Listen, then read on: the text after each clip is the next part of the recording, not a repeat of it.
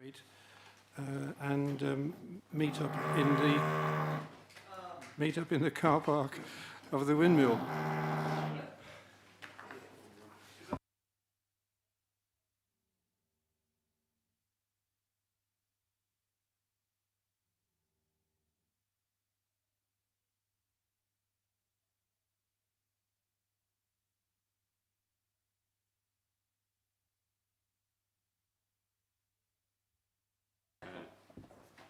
Oh, hang on a moment, I haven't finished my introductions.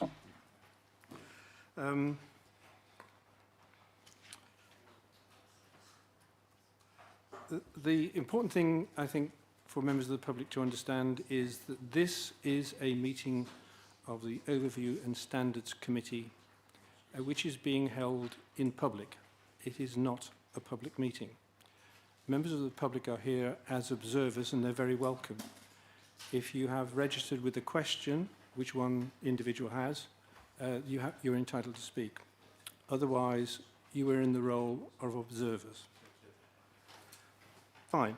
On that basis, there was a hand. Thank you, Chair. I obviously note the noise, but would it be an appropriate time to look at the addendum that's just come through? I note that maybe members might want to take some time to read it. No, not at this point.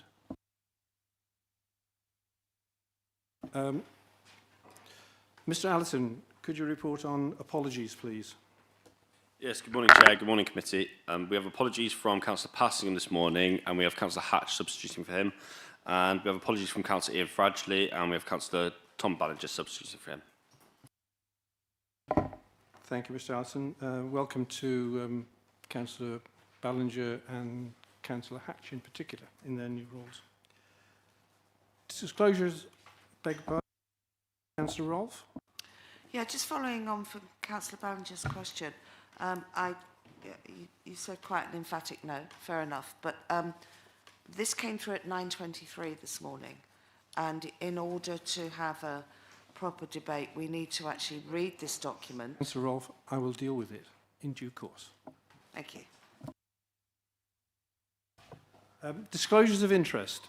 Do we have any disclosures of interest other than the vast amount of correspondence we've all had circulated by various parties, which demonstrates the degree to which people have put a lot of work into formulating their views and letting us know. Are there any specific other councillor? Thank you, Chair. Just to say that, of course, many of us are ward members with developments within our areas as well, and we're looking at the plan today. So I want to disclose that I have a new settlement in my ward, and it's Long Marston. Thank you for that. Minutes of last meeting, then. I have the minutes here. I wasn't at that meeting, so I can't say whether they represent a true and fair view. But are there others who are able to say that or not? Can somebody speak to me, please? They are agreed. Thank you for that. Moving on. Start time of meeting, item 4 on the agenda. I work on the assumption that the existing arrangement works, and nobody prior to the meeting has approached me to say that they want to make a change. Is that the view of the committee, that we stay where we are at 10 o'clock? Councillor Littlewood. Thank you. No, I haven't approached you beforehand, but Wednesday mornings are very inconvenient for me, and I would like to think that we could let that slip till 2 o'clock in the afternoon on a Wednesday. I'm happy to listen to other people's views on that. Do we have other views? Councillor Ballinger. Yeah, thank you, Chair. I concur with what Councillor Littlewood has said. I think later on in the day would be more appropriate because it would give me an opportunity where I work full-time to be able to attend this committee if and when needed. Councillor Alcock. Thank you, Chair. Yeah, I understand there could be an issue with clashing with planning in the evening as several members sit on both committees. However, I would also like to support a 2 o'clock start to this meeting, again, because of work commitments. I would very much like to support Thank you for that. 2 p.m, please. Councillor Rolfe? Just to be slightly more controversial, I'd like to support a slightly later one, 3 o'clock-ish, if that's possible. Yes, I was going to ask officers, but I've been whispered in my ear there would be the later the meeting on a Wednesday, the greater is the likelihood of a clash with those who are also serving on the planning committee. Councillor Keith-Lee. Thank you, Chair. We've had this debate before. This isn't something new. My position is that 10 o'clock works well, that often this clashes with planning, and the room needs to be cleared and set up for planning, which starts at 6. And I would be proposing that we keep it as it is, which is 10 o'clock, and I'd look for a seconder for that.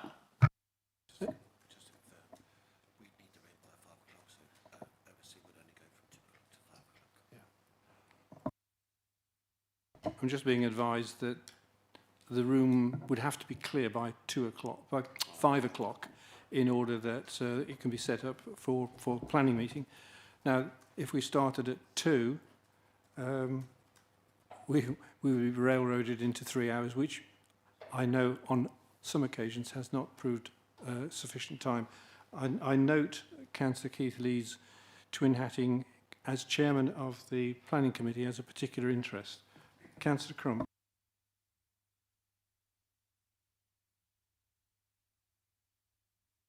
There's always one, Chair. I do apologise for that. Yeah, I suppose we do have the fail-safe with the 3 hour cut-off on a meeting, don't we, where we can vote to go past the 3 hours or postpone the meeting or adjourn the meeting to a later date. But I'm pretty ambivalent on whether it's 10 o'clock, 1 o'clock, 2 o'clock, but I wouldn't want it to start at 3 o'clock. Thank you. Councillor Ward-Hill.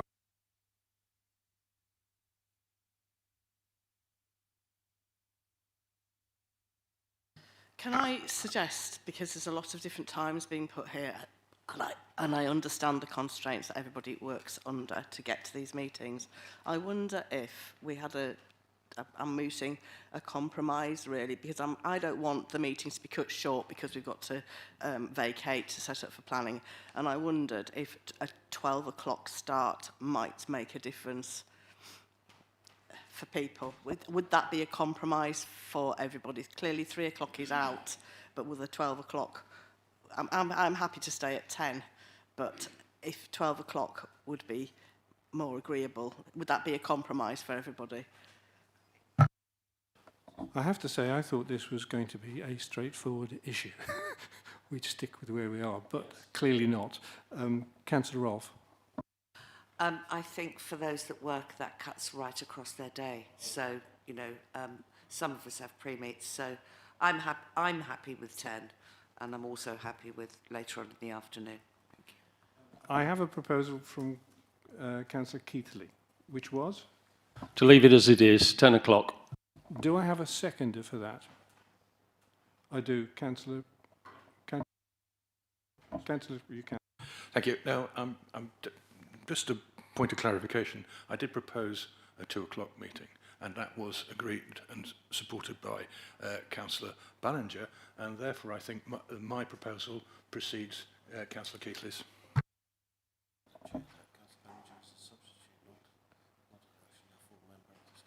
Doesn't matter. Well, I know it doesn't, but it would be unfair as he's only a sub. Yeah. The point is being made to me in my right ear that Councillor Ballinger is here as a substitute, not as a permanent member of the committee, and therefore, if he were to second a motion saying 2 o'clock, he wouldn't have to live with the consequences. The rest of us would. Councillor Alcock. Thank you, Chair. I also supported. Fine, okay.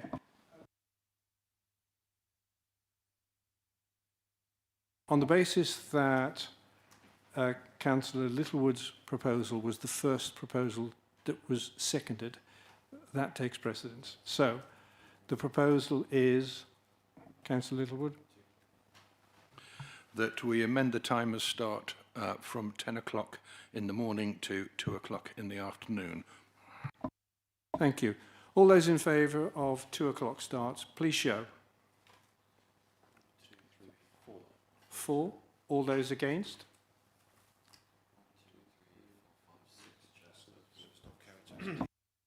That's lost. Oh, are there any abstentions? There is one. Fine. So that motion is lost, that proposal for 2 o'clock start. I'll now come to Councillor Keithley and a proposal to stay as we are at 10 o'clock. Is there a seconder for that proposal? There is. Councillor Rice, thank you. I don't think we need a debate about that. I think we can go straight to a vote. All those in favour of maintaining things as they are and starting at 10 o'clock, please show. All those against? Any abstentions? 3 abstentions. 4. On that basis, that proposal is carried and we stay where we are at 10 o'clock starts. Thank you. Chair's brief. I have got 1 or 2 things to say. First thing I wanted to say was to place on record, perhaps it sounds a bit strange from somebody who wasn't on the committee in the first place, but to place on record on behalf of the committee our thanks to Andy Crump, who served at almost 4 years, and his term would have ended at 4 years because there is a point in the Constitution which states that one councillor can only suffer the chair of a committee for 4 years at a maximum. So he was coming to the end of his term. But I think Councillor Crump deserves praise for his stamina, having done 4 years, his patience, his even-handedness, but I'm afraid not for his sense of humour, always. So, congratulations to Councillor Crump. Turning to the agenda, I'm conscious and I have been approached about the weightiness of the agenda, and I am going to change the order slightly. Our next item is going to be public participation, and then I'm going to move to item 9, the plan. But before I do that, and primarily I suspect for the benefit of members of the public, certainly it shouldn't be news, what I'm about to say shouldn't be news to anybody around the table. The role of the OSC, I think it's important to understand what we are and what we're not. What we're not is a decision-taking body. There's no power or authority within the committee to make a decision about any particular matter. Our role is to hold the Cabinet, and through the Cabinet officers, to account. Our role is to act as a critical friend in equal measure. Although membership of the committee is based upon party allegiances, balance of power and so on, as far as practically and humanly possible, we leave our party affiliations outside the door as soon as we come in, because we're here on the basis that the Cabinet is the Cabinet and has due authority. We are here to provide the critical and friendly advice based upon our own particular points of view. The purpose of the discussion of the local plan, as far as I'm concerned, my interpretation is that on the basis we're not a decision-making body, the decision about whether the plan as proposed is submitted for consultation under Regulation 19 is not our decision. It is a decision to be made, presumably tomorrow night, scheduled at the joint Cabinet meeting. So there'll be 3 members of this council who will go to that joint Cabinet meeting, and their responsibility will be to decide whether they are convinced that what is proposed as the basis for consultation is viable and deliverable. Our task is to, as the OSC, is to look at the plan and consider what advice we can give to those 3 members of this council, whether we feel, on our interpretation, that we feel that the plan is viable and deliverable or not. So I would ask members of the committee who are going to speak, and I suspect there'll be a good number of people who want to speak, that my focus as chairman is to be able to report the views of OSC committee to the joint committee meeting, joint cabinet meeting tomorrow, if I'm asked what those views are. And I will probably only get 5 minutes, if that. So I will want to be able to present succinct, direct comments that reflect the concerns or otherwise of members of the committee. That in turn means that you will have to speak as you want, but I would appreciate it if you would frame your contributions to the discussion on the basis of to what degree are you challenging or supporting the viability and deliverability of the plan. I ask that that's the focus of your comments. As far as the discussion itself, I don't want to thwart discussion. On the other hand, I have a wife and family and home to go to, and I don't want to be here all day, and I don't suppose you do either. So I'm asking you to be succinct and direct in your comments to the extent that you can be. And I think this is an occasion where actually less is actually more. The more direct you are with your views, the easier they are to capture and to do so clearly. I hesitate to say that I should restrict contributions to a particular time, but I'm conscious that I don't want to hear repetition. If I hear repetition of a point that's been made before by another council, I'm likely to move you on, so to speak. I think 5 minutes per contribution may be a reasonable contribution time, and it may be that it would be sensible and reasonable to allow councillors to speak twice, perhaps. But I think we'll see how the debate goes. But we've all got lives elsewhere, and if we can't say things succinctly, perhaps we ought to look at our own capability to be able to do that. So on that basis, I'm going to call forward our member of the public who... Oh, big. Councillor Crump. Thank you, Chair. Last time when I was in your position, I spoke at the Joint Cabinet Committee, I think it was December at the Town Hall just before Christmas. And I was allowed as much time as I needed to give my report back from over in Scrutiny at Stratford. I just wondered if you could clarify with the officers whether that's going to be the case or you will be limited to 5 minutes. And I've no doubt you will do us justice in that 5 minutes if you were limited to 5 minutes. But could you confirm with officers whether you will be limited or you'll be able to have a little bit of leeway to have more than 5 minutes, please? Thank you. I will. Yeah, I think the convention that Joint Committee is to allow, it's a significant issue for the public, and within reason, the overview and scrutiny committees from both councils have been allowed free rein to take the time that they need to make the points succinctly, to make sure that all the points raised by the scrutiny are represented to the committee, so they can make a fully informed decision that there won't be a time limit. Yeah, I just didn't want to see you rushing, Trevor, through them. I know you'd get the points and you'd summarise them properly, but I think if we've got a big debate, it does make sense to...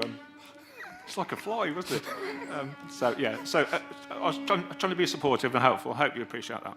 I bow to your experience. I will do my best. Whatever we end up concluding, I will do my best to ensure that DIC's reviews are portrayed. Councillor Wally-Hoggins.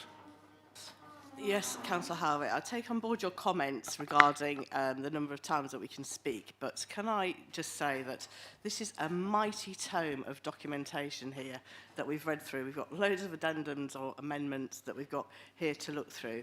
And I think that to limit those present here, the councillors in this committee, to only being able to speak twice, actually stifles proper scrutinisation. This is the most serious matter, I believe, that has come before this committee. And I think that to put that restriction on before we've even started, I don't think that those that elected us to this office will be satisfied that that is the case. Thank you for that, Councillor Will-Hoggins. It's a point of view. I did say perhaps limiting to twice. The object of the exercise must be to ensure that the views of members of the committee are heard, and that they... what I am conscious of course, is that the question that the Joint Cabinet Committee has to answer, and the way it's put down in the papers on the agenda, is the plan viable and deliverable? Those are the two questions they have to come to, and with answers and evidence to support their point of view. I'm very conscious that Council, for all 41 councillors, will have an opportunity on June the 8th to have a detailed discussion about the plan, and I'm sure that the chairman of that particular meeting will allow sufficient time for members to make their points of view. I think that it's open to the committee to decide whether they feel that a particular councillor may be overstaying their welcome, so to speak. There's a balance to be drawn between making points succinctly and taking whatever time it needs to do that, and there's the point of view of being extraneous in one's comments. From my point of view, I'm quite happy to err on the side of allowing councillors to say what they want as frequently as they need to, but I call upon them to exercise the responsibility to respect the time of other councillors and to make their contributions as succinct as they possibly can. Councillor Rolfe. Well, having heard what you've just said, I was going to make a proposal to this committee that we allow councillors to speak more than twice, with obviously your intervention in controlling the repetition and the length of questions. But you have just said that you will allow proper debate and open debate. Therefore, I will withdraw that proposal. Thank you. Thank you for that, Councillor Rolfe. I do respect your experience as Chairman of the Council. Thank you. Public participation then. Is the lady concerned present? Lindsay Walker, Chair. Yes, Lindsay Walker. Yes. Ah, please come forward.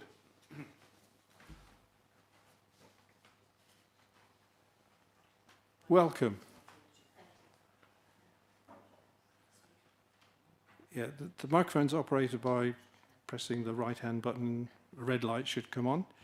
Now, you've asked a question and you have received a written answer, and I'm very welcoming to you asking your supplementary question, and that will be answered in due course. Please feel free. Okay. My name is Lindsay Walker. I'm the chair of the Save Our Shipston group. Thank you, Mr. Chairman. In response to my supplementary question, or in support of my supplementary question, given the strength of feeling expressed during the South Warwickshire Local Plan consultation, with more than 650 objections submitted from the Shipston area alone, residents were understandably relieved to see SG17 removed as a proposed strategic growth location. However, many residents now struggle to understand why Shipston-on-Stour has immediately been redesignated as a local growth area, despite the very same infrastructure and sustainability concerns remaining unresolved. This new designation was not presented as part of the original public consultation process.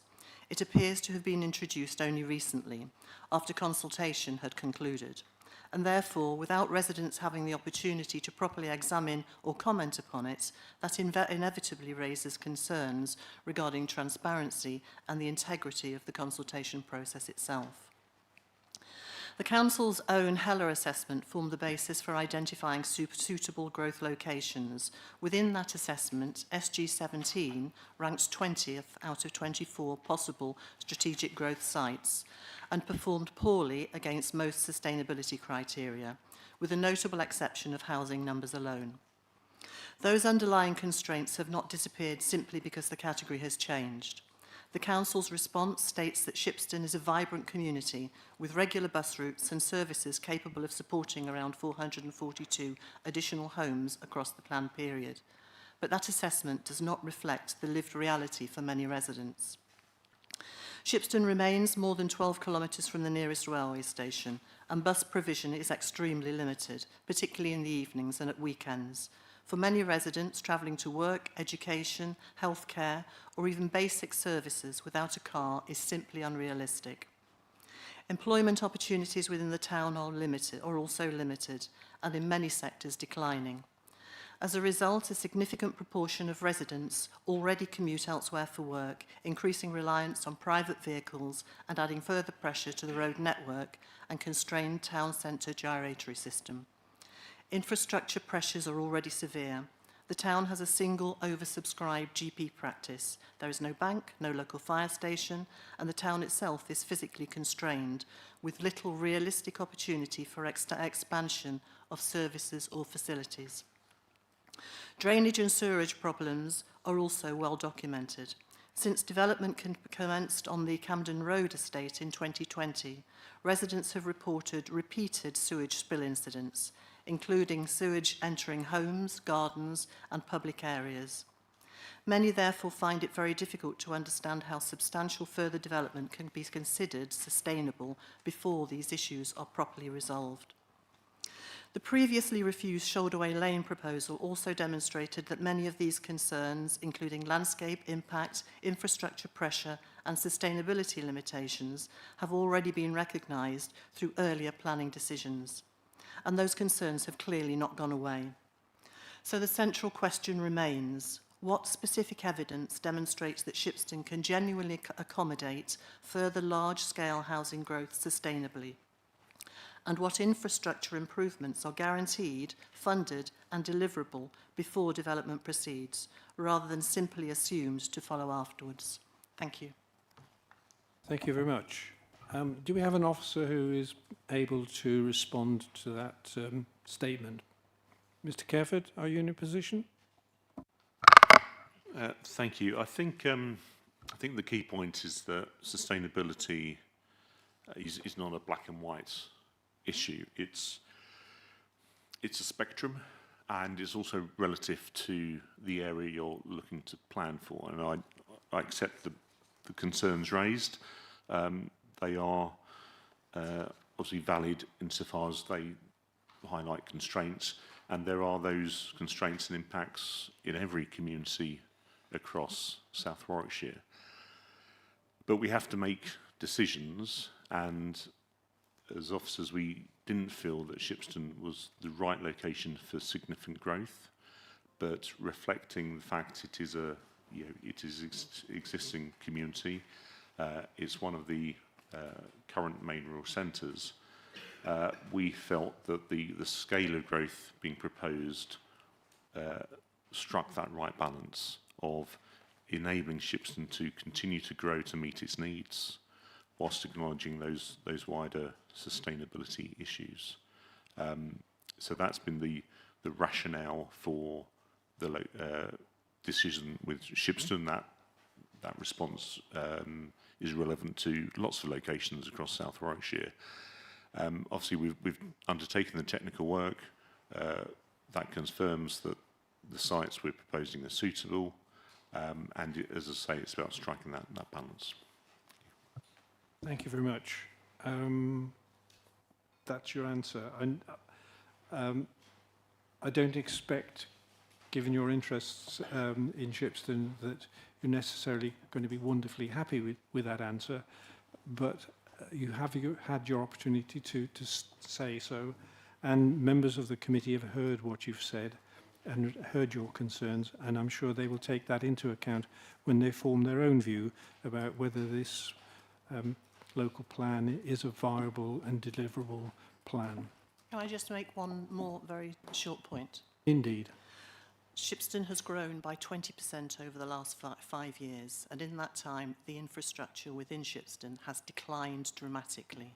And I think that's a very major point that should be taken into account in terms of the lack of sustainability. Thank you. Thank you for that. And on a personal basis, I can say that as I was formerly the ward member for Shipston North, I well understand your concerns. Thank you.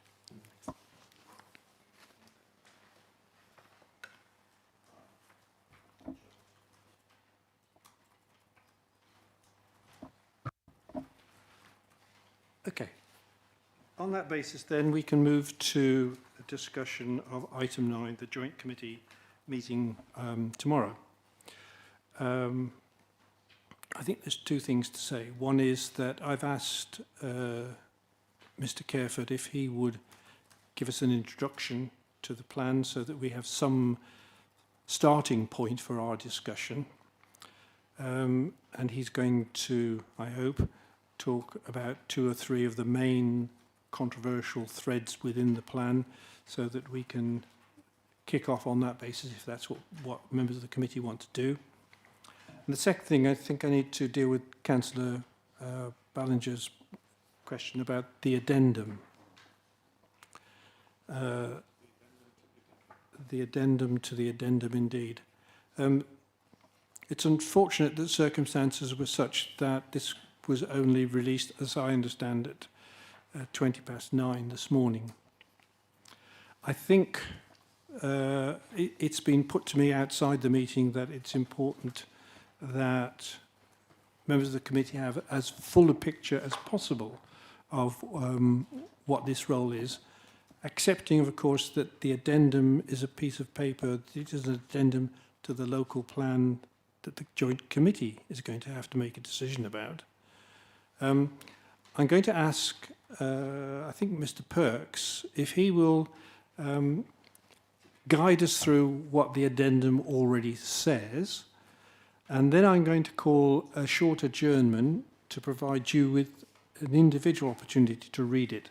But I think Mr. Perks's contribution that you're about to hear may provide you with a framework and ease your ability to pick out the important points in the document when you do have the opportunity to read it.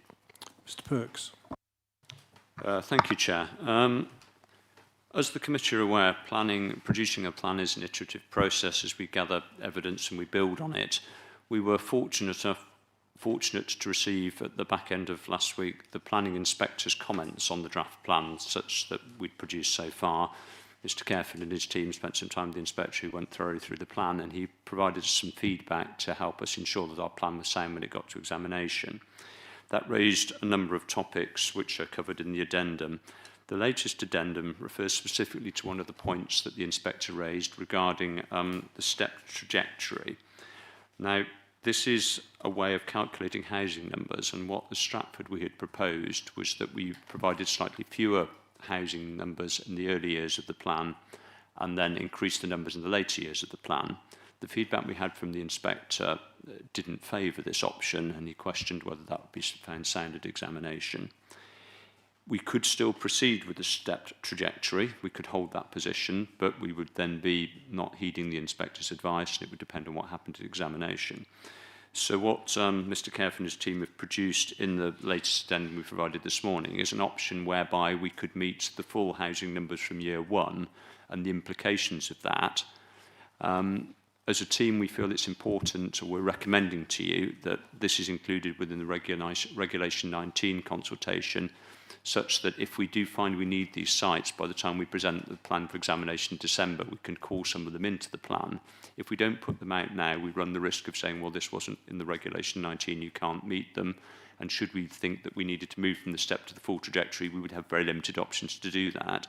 So The addendum proposes, using the methodology that we had at Regulation 18 about the priority areas of the site, the next 2,000 housing units that we would release up to that number if required. Alongside that, in the period between now and the plan being submitted in December, we will review the planning applications that we currently have in the pipeline and have granted and take a view as to how many of those we need to include in the plan, and propose that to you again when you look at the plan prior to submission in December this year. So that's the sort of background to it, and I believe the Chair is going to allow you a short adjournment to read the amendment. I thought it was useful to have some context so you know what you're reading. Let me just confirm that you do want an opportunity to read this piece of paper. On that basis, then, would you think it reasonable if we adjourned until 11 o'clock? Does that meet with approval? Yes. That gives you a good 20 minutes. Thank you. Councillor Ballinger? Yeah, thank you, Chair, and I appreciate the insightful information there from Mr. Perks, and I appreciate 20 minutes would be fine. Fine. Okay. On that basis, committee stands adjourned till 11 o'clock.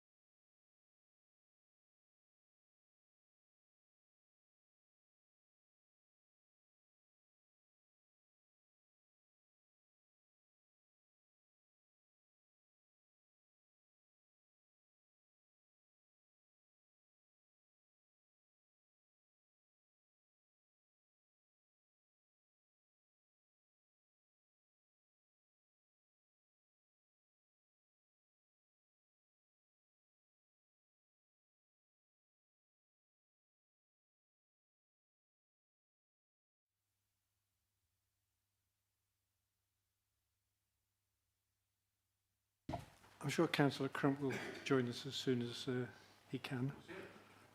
I know. Okay, I think the next stage would be, having had a chance to read the addendum, whether there are any councillors who have questions of clarity they would like to put to Mr. Perks. Would that help in your considerations? Is there anybody who would like to ask a question for clarity from Mr. Perks? Councillor Hatch.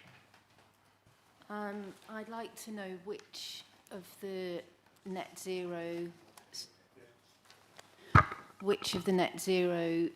strategies you're planning to omit, because it seems to me it makes it more future-proof, this plan, the policies that are there, and taking them out will, in the long run, make these houses less affordable for people to run. I can give a general answer to that. I'll probably refer to John and the team for more detail. The inspector's advice that we had was that we should revert to the national sort of net zero position with the Future Home Standard and the government's path to net zero, and that we didn't have a policy position to justify going beyond that. So the advice, I understand, and I'll pass over to the team, is that we will be moving to the national position on that, with the Future Home Standard being used to secure the net zero development in the district. But the team may be able to add some more. Mr. Careford. Thank you. So, if you turn to the first addendum report that was issued yesterday, what you'll see there in section 5 are some recommendations, and 5.1D relates to a series of changes that are then set out in paragraph 3.9 of that report. As Mr. Perks has rightly said, the advisory inspector has recommended removing the net zero carbon policies from the plan, and there are two related but separate issues that they pose. The first is a principal issue, which is what the inspector was relating to, in that the consultation draft of the National Planning Policy Framework does prevent councils from introducing standards that go beyond the national standard. The inspector that we had didn't consider their merit in pursuing that avenue. The second and interrelated point is we've got the viability work that is suggesting or demonstrating the plan as drafted is unviable, and one of the changes to help make that viable is to address or remove the net zero carbon. But what we're recommending as officers, that's set out in paragraph 3.9, is that we, rather than remove the policies per se at this stage, given members' views across both councils, that we insert the wording that those policies will be subject to viability. That change then makes the policies, the plan, sound, because when you're interpreting the policies and applying them, if viability is an issue, they wouldn't then apply. But if it isn't an issue, then those policies could apply. So at this stage, we're not proposing to take the policies out. We are proposing to insert the viability caveat to them to ensure that the plan is sound on that basis. But as Mr. Perks said, that is a risk. We may get to examination, and our examining inspector may say, well, that's all very well, but it doesn't matter because it's all relevant because they need to come out anyway. And just one quick follow-up. If the new NPPF raises the standards, can we then change? They will become more viable, therefore. Does that follow? Or? So the issue is that moving to the future home standards and through building regs, I think increased build costs by, I think I had it somewhere about 4.5%. and the consultants have built that into their model. Our net zero policies go beyond that level, and in doing so, the costs, I think, come in about a 12.5% increase, and that's where the viability challenge comes from.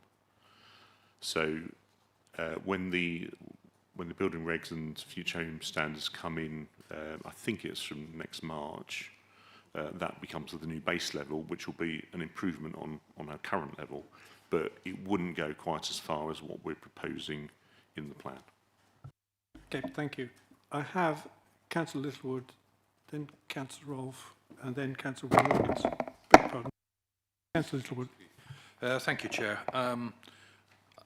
I may be asking these questions too early because I think you did earlier say that the officers would give us an overview, but perhaps that's what we've had already. If it's okay, I will go straight into questions.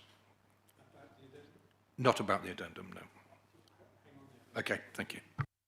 I just need to be sure that we've answered all the points that arise from clarification points from the addendum. Then we'll move on to the substantive discussion. Councillor Rolfe. Thank you. Yeah.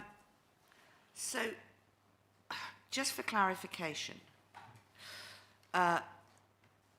the administration at the County Council are looking to axe most net zero initiatives.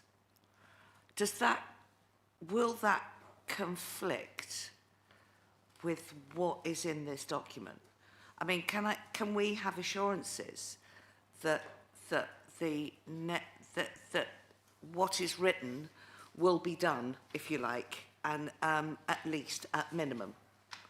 I mean, because it's a bit confusing that we'll have a county council that won't be doing anything with net zero, and we as a district council, it's very important to us. So how does it work? Clarification, please. Okay, so we are the planning authority. These are the planning policies being proposed to the development plan.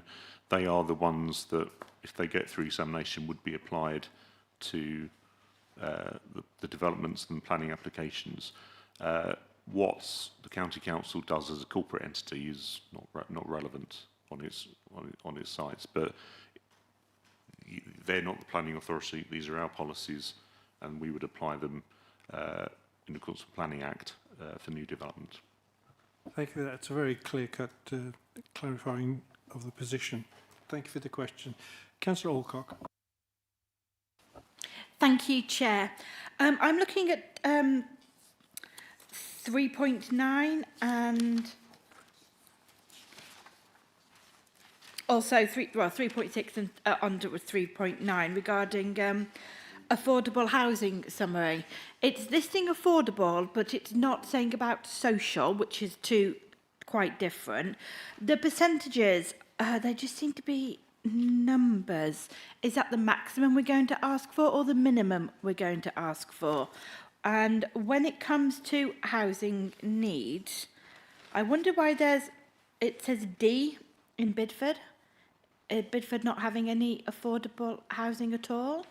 Are we allowing that settlement, that development to go ahead with none at all?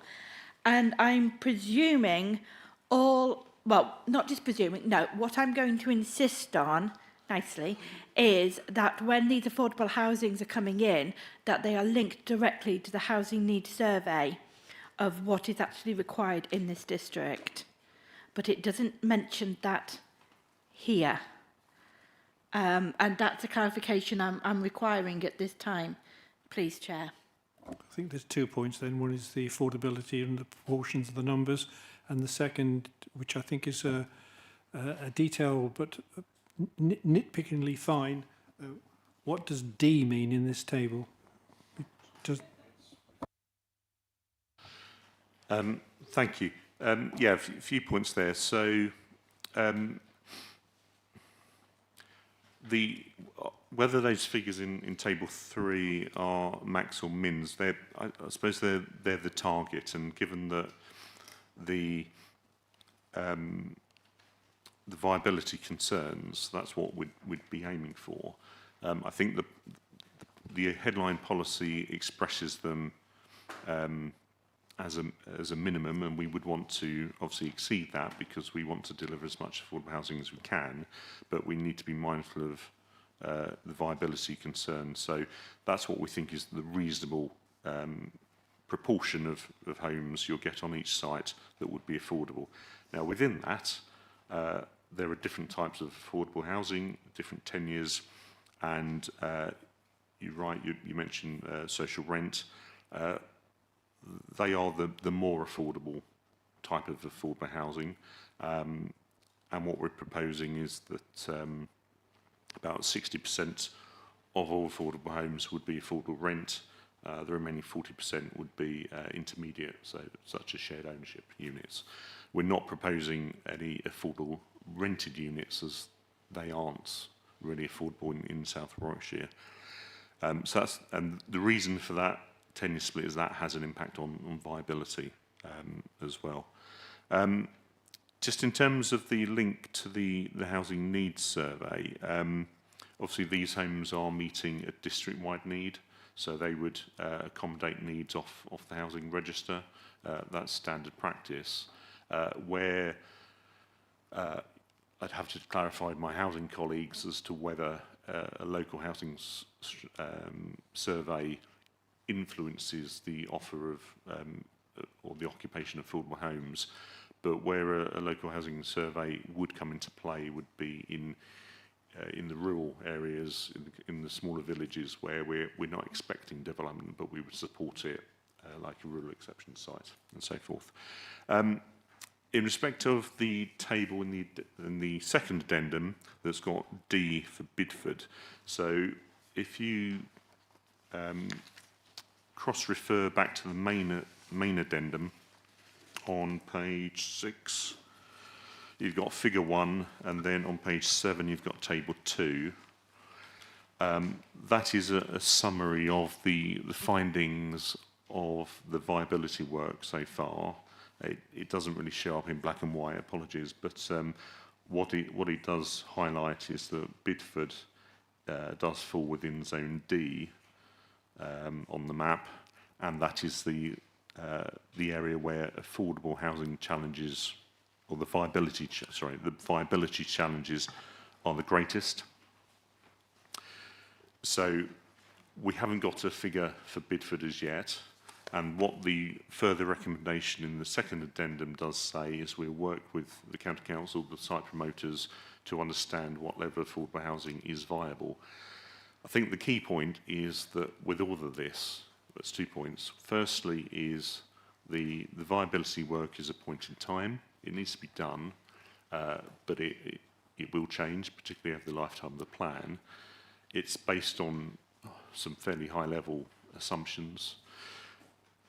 The second point, though, is that we've got promoters promoting land for development who clearly think that development is viable and can deliver affordable housing. So we need to square that circle. And that's why, at the moment, I can't sit here and give you what the figure for Bidford will be, but we will be seeking and we will achieve affordable housing in Bidford. Thank you, Councillor Cork. That was a very illuminating, or it led to an illuminating answer from a perceptive question. Thank you. Councillor Sarah Ogden. Thank you. I was going to ask a point of clarity, but I did need some more clarification with response to that Councillor Alcock just had. Is that allowed, Chair? You're asking for clarification on a clarification? Indeed.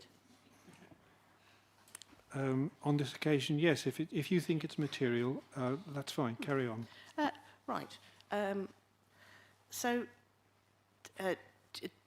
over 3,000 houses are going to be in the plan, the mighty Tone plan, scheduled to be built in Stratford-on-Avon. And can you tell me why we don't have the figures that Councillor Alcock requested regarding affordable housing? Why has that not yet been? Why has that not been done, and when might we expect that to come forward, please? Given that is a staggering number of homes, and therefore really sharpens the mind with that volume of houses, please. Yes, so we have the figures for the start of the consultation. What we need to do is to understand those viability challenges that the consultants have identified. Obviously, we've only recently received the viability work. We need to delve into that and pick it apart, but there will be a figure. It won't be, you know, the 40% that you can get in Stratford. It may well be akin to the figure for Longmast and Airfield, the current figure at this stage. Okay. So Is your second point a further question of your own about clarification on the addendum? No. It's my own work, Councillor Harvey. Well, I'm taking questions at the moment. No. I want to know something about the amendment, the addendum of the addendum, please. It's a question related to the addendum. That's fine. Carry on. So, in the addendum of the addendum, then, could you tell me, please, where is this is a very specific number of houses here that we needed to get up to, was it 2006? But where is the headroom? Because in the planning inspector's report, there was an awful lot of talk about requiring the headroom. For those watching, that's just the safety valve, the safety gap, I guess. Where is that? Because we've already, you know, sitting in this room looking at this now, we now know you've got 305 houses scheduled for Arden Heath Farm, for example, yet more houses in Shipston-on-Stour. But I would suggest that those numbers there are conservative if there's no headroom given with those figures. So these figures or these additional sites provide the additional headroom necessary in the plan. So the plan, as written, meets the requirement in full, and I believe it's got currently a headroom of about 3.6% in it. The steer from the inspector was that probably wasn't sufficient, and coupled with the use or the proposed use of a step trajectory, we need to increase the number of homes that the plan is seeking to accommodate. And what the second addendum does is provide the means for doing that, and it does that twofold. The first, in terms of first table on page 1, which is to present the or some of the strategic growth locations as a range, which creates over 1,300 additional homes. And then on the second page, you've got additional sites that we think can be brought forward relatively quickly to ensure that we can not use a step trajectory and regain a 5-year supply from day one. Thank you. I'm going to move on. Councillor Rice. Thank you, John. Just a more general question. Having read the inspector's report, are there any significant changes recommended by the inspector that won't, and I note that the inspector says that any changes will have to be done, major changes, significant changes before the public consultation. Are there any changes recommended by the inspector that won't be completed before the public consultation, i.e. in the next few weeks? I think that's the purpose of the addendum, really, is to address those points. So the significant or material changes are set out in para 3.9, and then primarily they relate to biodiversity net gain, the net zero policies, the affordable housing tenure split, the affordable housing percentage overall. They are fundamentally the key things that we need to address moving forwards, and that's what we're seeking to do with these addendums to the Joint Committee, so that the version of the plan that is published has everything in for completeness. Thank you for that. Councillor. Very quick. Councillor Keithley. Right, thanks, Chair. I have two questions, if it's okay, but they both relate to the addendums. and one has in part been answered on page 9. Can I just say, if it's been answered, don't ask it? No, but there is a supplementary question to that for clarification, but it'll be quick. It was obviously some surprise and disappointment to see Longmarston Airfield only providing 15% of affordable housing, but you did explain why that might be the case and further work needs to be done. This is, I'm referring to Mr. Careford. Green Square Recorder recently delivered 60 affordable houses very, very quickly, adjacent to Longmarston Airfield. So I was a little bit surprised to see on page 1 of the shorter addendum that the promoters are saying there's no change to the capacity of the 4,500 at the new settlement within the planned period. So my question really is, why is there not possibility to increase the speed with which we deliver at the new settlement, and particularly in respect of affordable housing, which others appear to have been able to provide very rapidly? So I think the view of officers is that the 4,500 figure for Longmarston may well be a minimum, but the constraints around delivery and, if you like, capacity are not to do with how many homes you can get on the site area, but to do with the wider transport and infrastructure issues. Whereas the other sites, there's been a differing of view between what the promoters consider they can get on the site versus what our master planning consultants think you can get on the site. And that's why we've tried to capture that to provide a bit more flexibility. I think it's highly likely that Longmarston will be able to deliver quicker, but to say I don't think you'll get more homes on the site than currently envisaged. Thank you, Chair. Thank you. Thank you. Can I ask a question about the original addendum, the long one? Yes. Yeah, thank you. I refer you to the recommendations on pages 10 and 11.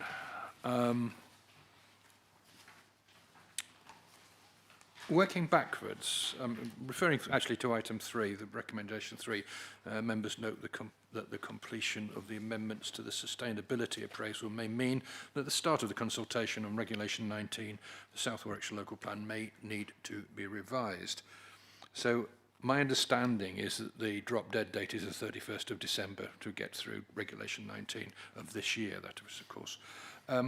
Working backwards from the 31st of December, what is the available time to consult with the public on Regulation 19, bearing in mind holiday periods, etc., and how many days will that then allow officers to complete that work to prepare the South Warwickshire Local Plan for submission at Regulation 19? I've got the feeling it might be quite tight.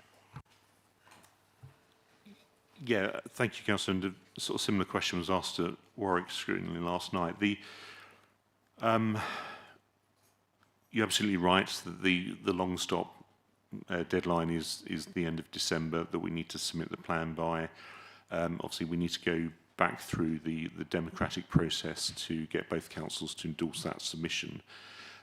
So what we're trying to do as officers is have as much time as physically possible to turn round the responses to the consultation and enable we can still hit that deadline.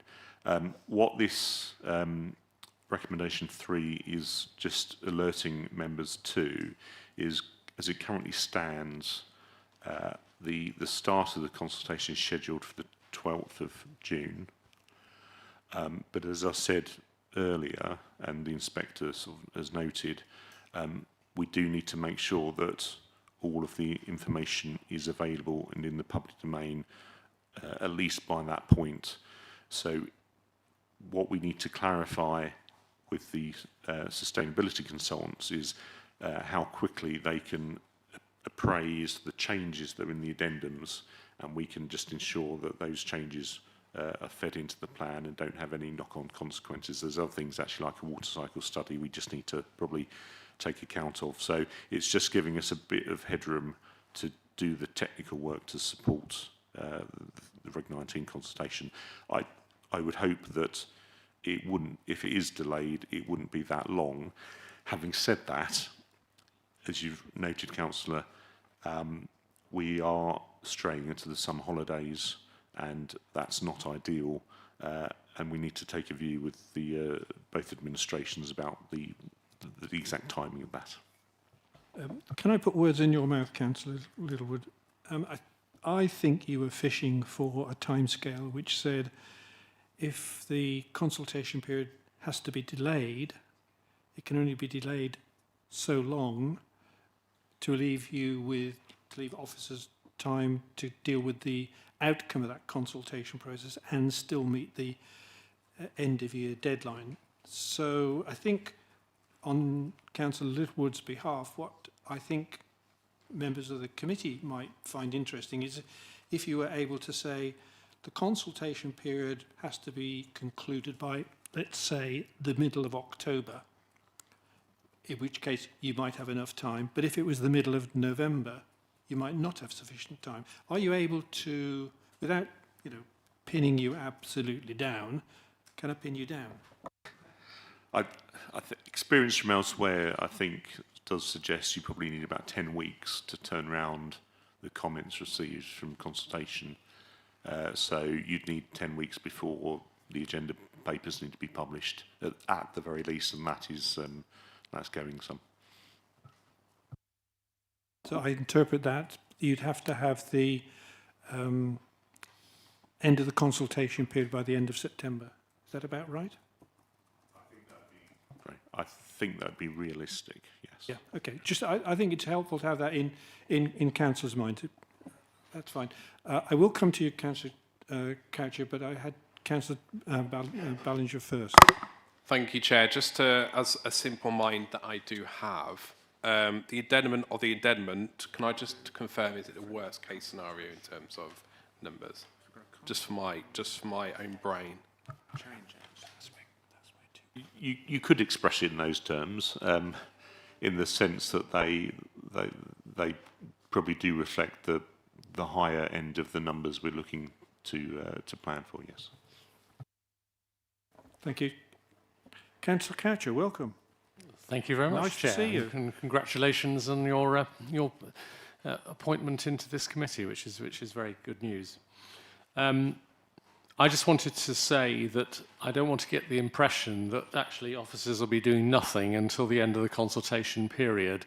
And indeed, actually, there will be a considerable amount of work ongoing during the consultation period, because I know, particularly on the growth settlements, including my own in Wellesbourne, there will need to be substantial dialogue between both members, parish and town councils as well, about making sure that those proposals are absolutely the best they can be by the time we publish the plan on the 31st of December. So I wanted to make it clear to you that we're not hanging around waiting for the consultation period and then all the work will be happening. There'll be work going on during that period.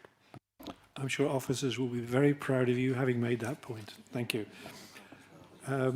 I am conscious that it is now 11:30 and we haven't actually got down to the meat of this particular discussion. So unless you are violently in objection, I propose now to move on and ask Mr. Careford to make his introductory remarks so that we can discuss the substantive matter. You've still got your hand up. Can I just clarify that the substantive matter, we can still refer to the two addendums? Oh, sure. Was that your question? Fine, thank you. That's the sort of contribution I like. Mr. Careford, would you like to make your introductory remarks so that you provide a framework for our discussion of the substantive matter concerning the plan? Thank you, Chair. I won't go through the plan, you'll be relieved in terms of its content, but I think it might be helpful for the it might be helpful for the committee just to have some context. So we have an obligation to have a plan. Neither us nor Warwick can demonstrate a 5-year housing land supply. Again, that's a requirement upon a local planning authority. Obviously, there are some very difficult and hard decisions that need to be made with this plan. But we are planning for a generation. And the reason we're planning is because it puts us in control and helps us manage where that development will go. Please don't be under any illusion, members, that if we don't have a plan, that somehow you won't get the development. You will get the development. That's been proven. And in my experience, you'll get far more development than currently in the plan. And you'll get it in the wrong places, and you certainly won't get the infrastructure to support it. What the plan does is it enables us to coordinate and deliver the infrastructure to support development. It can't and it won't solve every problem, but it will assist in making those improvements. There will, of course, as I said earlier, be impacts right across South Warwickshire. Every development has impacts, but the role of the plan is to mitigate those and to ensure that those impacts are not significant and that we can meet our needs in a sustainable fashion. And what the plan presents you with, members, is what we consider to be a sustainable solution to that challenge. It's a very big challenge with the standard method. There's no denying that, but it's a challenge we have to meet. Also, in terms of context, when we started this process, aside from the fact that the housing numbers were much lower, we were intending to prepare what we called a Part 1 plan. With the changes to the planning system, we've now shifted into preparing a full local plan. That's why the document is so long. And as has been alluded to, we have a hard and fast deadline that we cannot move. Now, members, we're not compelled to prepare a plan by December, or submit a plan rather by December. That is a choice that the two administrations are making. I think it's the right choice. The reason I say that is because if we don't hit that submission deadline, then we will have to prepare a plan under the new system. We'll probably have to go back a couple of stages, and you're probably adding 2 years to the adoption date of the plan. And given that both councils lack a 5-year supply, the decision of both administrations has been to progress at pace, at a matter of urgency. And that's partly why we've had the viability work late in the day. It's because whilst a lot of work has been done, and credit to my colleagues at both councils for getting us to this point, there's been a couple of loose ends.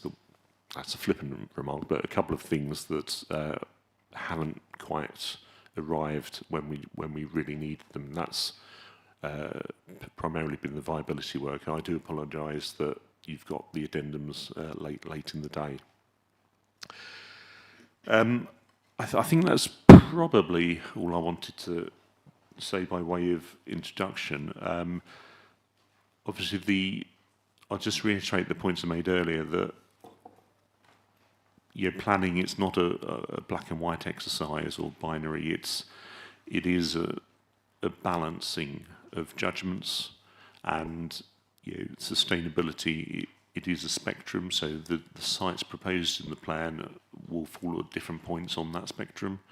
But what you have in front of you, members, is what officers consider to be a deliverable plan, subject to those further changes. And this is a point that the Chair has outlined, because we have to have a plan that can be found sound, that is deliverable and delivers the development that we're required to deliver.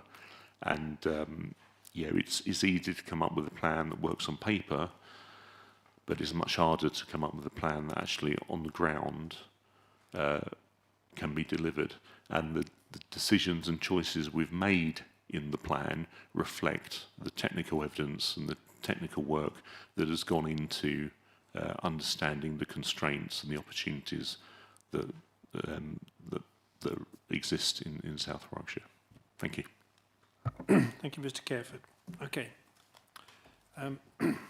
I'm mindful, I'll go back and repeat that all councillors will have an opportunity to ask detailed questions on June the 8th at the meeting, the special meeting, which we will hold to discuss this. The question that the members of the Joint Committee have to answer for themselves is primarily whether this plan is viable and deliverable. So I'm inviting contributions now from members around this committee room to express the basis of their thoughts and ideas on whether they believe there are grounds for thinking this plan is or is not both viable and deliverable.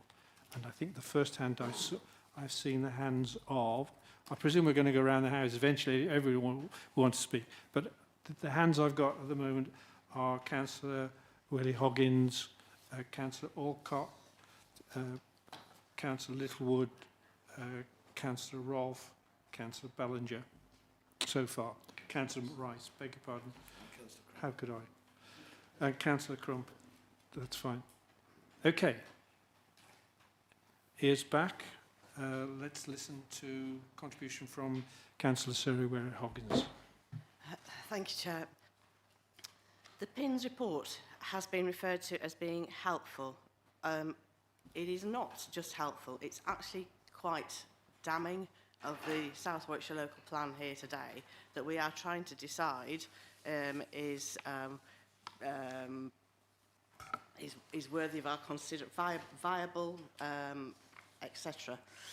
But given the breadth of concerns raised about housing supply, viability, policy compliance, infrastructure and green belt justification, the question that I've got in my mind, and there's another question after this, is can members be confident that the revised plan is genuinely capable of passing examination, given the scale of the proposed changes to housing numbers, affordable housing, and questions still around that, biodiversity net gain, net zero carbon policies and supporting justification?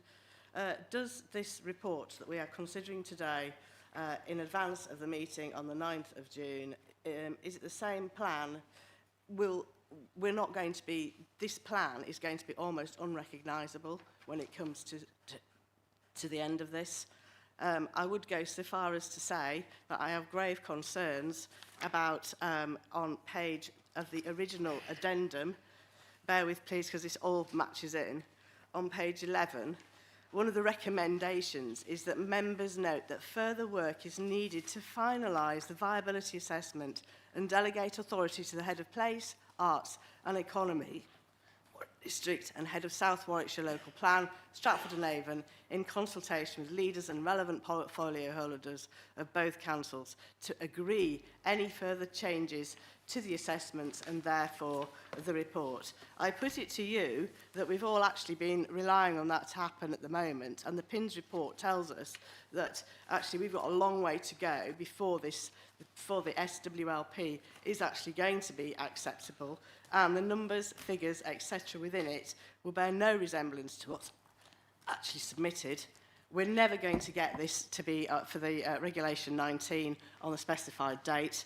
And I therefore say that we absolutely have to have further sight of both full council and as overview and scrutiny of any of the changes and amendments that are made. And I, for one, am not prepared to delegate that authority on our behalf within this council to George Coucher and Susan Junard.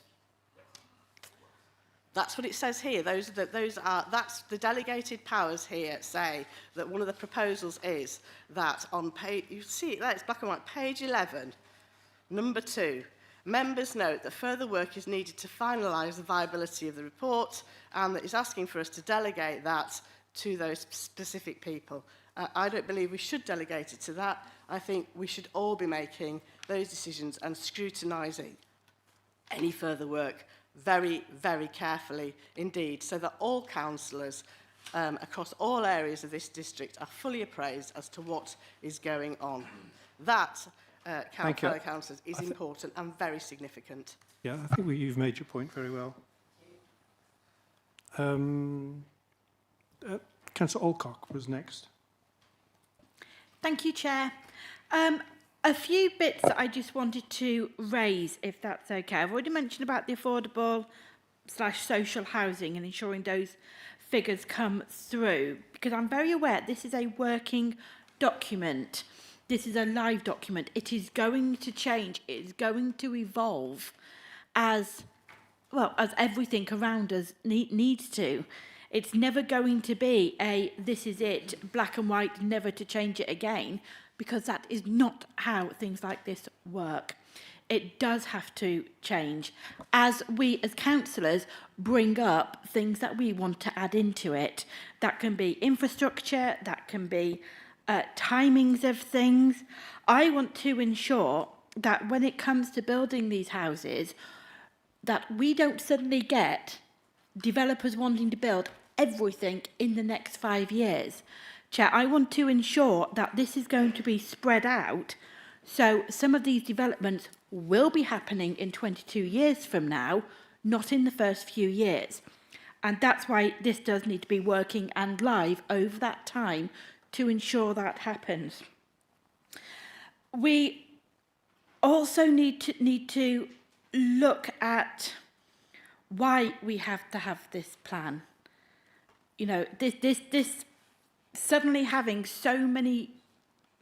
the number of houses that we need to provide almost double very suddenly has caused issues with this plan.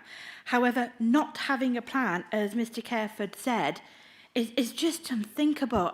The thought that developers could come in and go, we're building 3,000 houses here, we're going to do it, you can't say no, and what do you mean you want a school? No, not doing that. What do you mean you want a road? No, we will have no control at all. We've been in that position before and most certainly do not want to go back to it.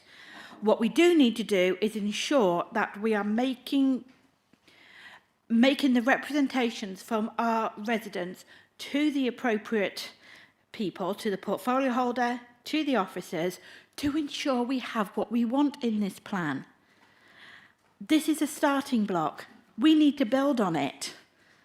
And that is exactly what I'm planning to do, to ensure that the residents who elected me get the infrastructure that they want, and they get it first, not at the end.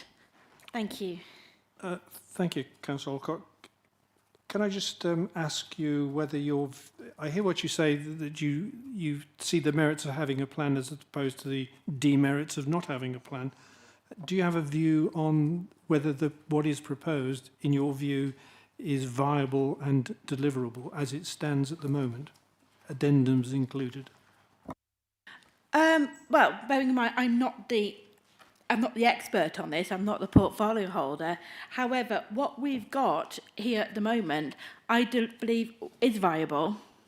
You do? I do think it's viable, yes. And I think that by working as a live document, by working with the officers, this is exactly what we need to be happening in a situation that nobody wanted anyway. Thank you very much. The next I have on my list is Councillor Littlewood. Oh, thank you, Chair.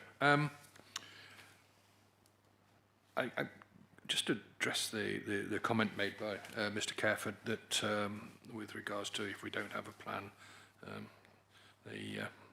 the earth will open up and swallow us, etc. But I will question that statement, and it's a question to Mr. Careford, because currently we do have a plan. We have a plan until 2031. What we don't have is a 5-year housing land supply. Whether we have a South Warwickshire local plan or not, we will still have an issue with a 5-year housing land supply. And that surely is the priority. And my concern is, and my question is, the detail of how we're going to achieve that 5-year housing land supply within the next short period that's required to make this plan viable, because without a 5-year housing land supply, we will not have a plan either. So it's something I think is perhaps the elephant in the room, but it needs to be painted pink or whatever. Mr. Careford, do you want to respond to that? If I may, Sure. Chair, thank you. So, yeah, the requirement is to be able to demonstrate a 5-year supply on adoption of the plan, and that includes the assumptions that the plan brings with it. We're not required to get to the 5 years and then have the plan. So that's why the plan is important, because it's through the implementation of the plan that we will then regain the 5-year supply, and that's where the additional sites you've seen this morning, members, are really coming from, is to bolster that delivering that supply in the early phase of the plan. Obviously, we've got challenges, and I know Mr. Nelson is leading the charge in respect of ensuring that we're granting the consents we need to put us in the strongest possible position, so that when the plan is adopted, we've maximised our chances of getting that 5-year supply, because we've bolstered the supply so far. Members, you'll be aware that this administration produced an action plan. It didn't have to, but it took the step to take the initiative and lead on that, and that's trying to show how the council is working towards to resolve the 5-year supply. But yes, we do need to have a 5-year supply on adoption, but that's incorporating the plan itself. Thank you for that. Yes. On meeting, please, gentlemen. Yeah. Thank you, Chair. Actually, with that interruption, my mind's gone elsewhere. But yes, in looking at the main plan document, on initial pages, there's a pull-out with the actual programme for supply. I can't put my hand on it straight away. Maybe it's here. Yes, here we are. Yeah, that's the one.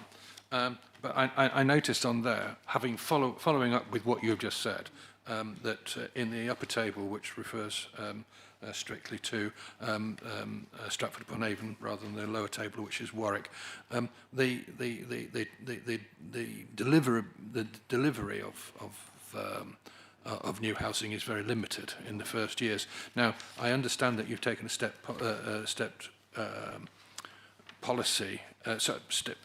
change for deliverability there, but my concern is it goes back to viability again, because viability is all to do with open market pricing, and I can't see how anything that what you're proposing, and this is not a criticism because it's completely outside of our control, but with the economy as it stands, how are we going to get over that issue? Because developers will not build if nobody wants to buy.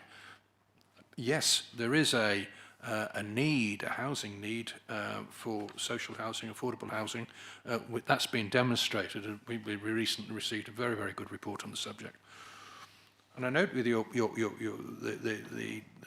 inclusion of Bidford being a huge increase for Bidford, but as I understand it, and I'm happy to be corrected on this, that is county-council owned land. Isn't that an ideal place to be building affordable homes initially, up front, and controlling and taking hold of the 5-year housing land supply and meeting a local housing need at the same time?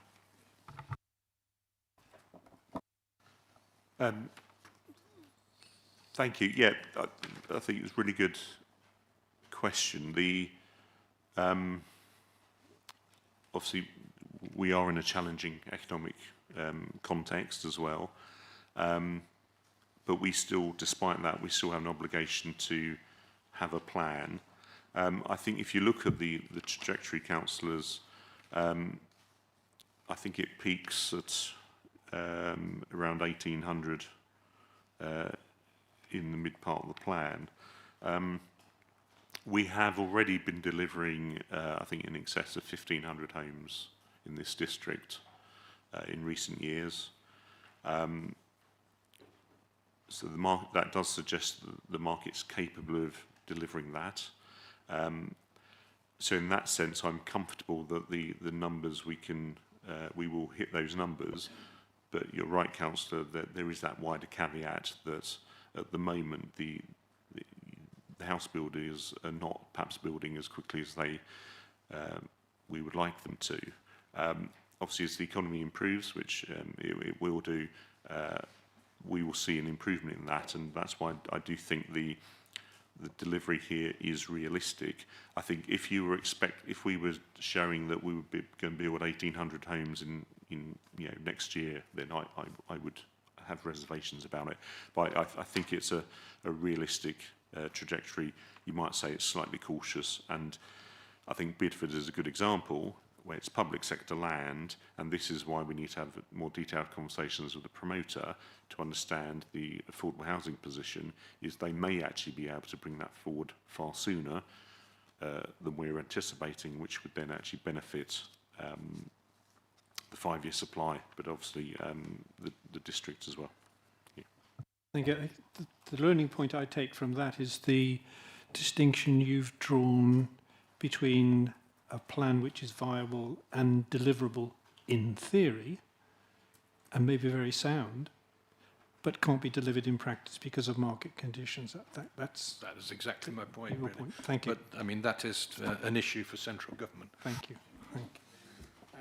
Councillor Rolfe. Thank you, Chair. Just a couple of points to start with, and mainly points of clarification. So, my concern about the 5-year housing supply, and we are in a position where there will be a lot of developers out there that will have read this plan and they're not on the list. They didn't make the list. And I would like to know about weight we can give certain developments, i.e.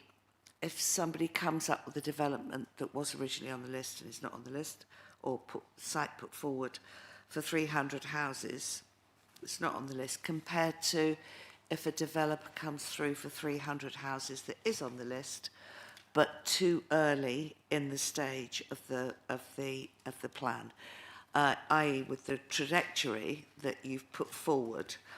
For instance, South East Stratford, a house won't be built until 2035. Road won't be built to 2035, but if a developer comes through in 2031 with 300 houses that is on the list, do you give more weight to that, or do you give more weight to one that isn't on the list because of the 5-year housing supply? The second question is a bit like the trajectory as well, Can we do? Oh, do you want to do that one? Okay.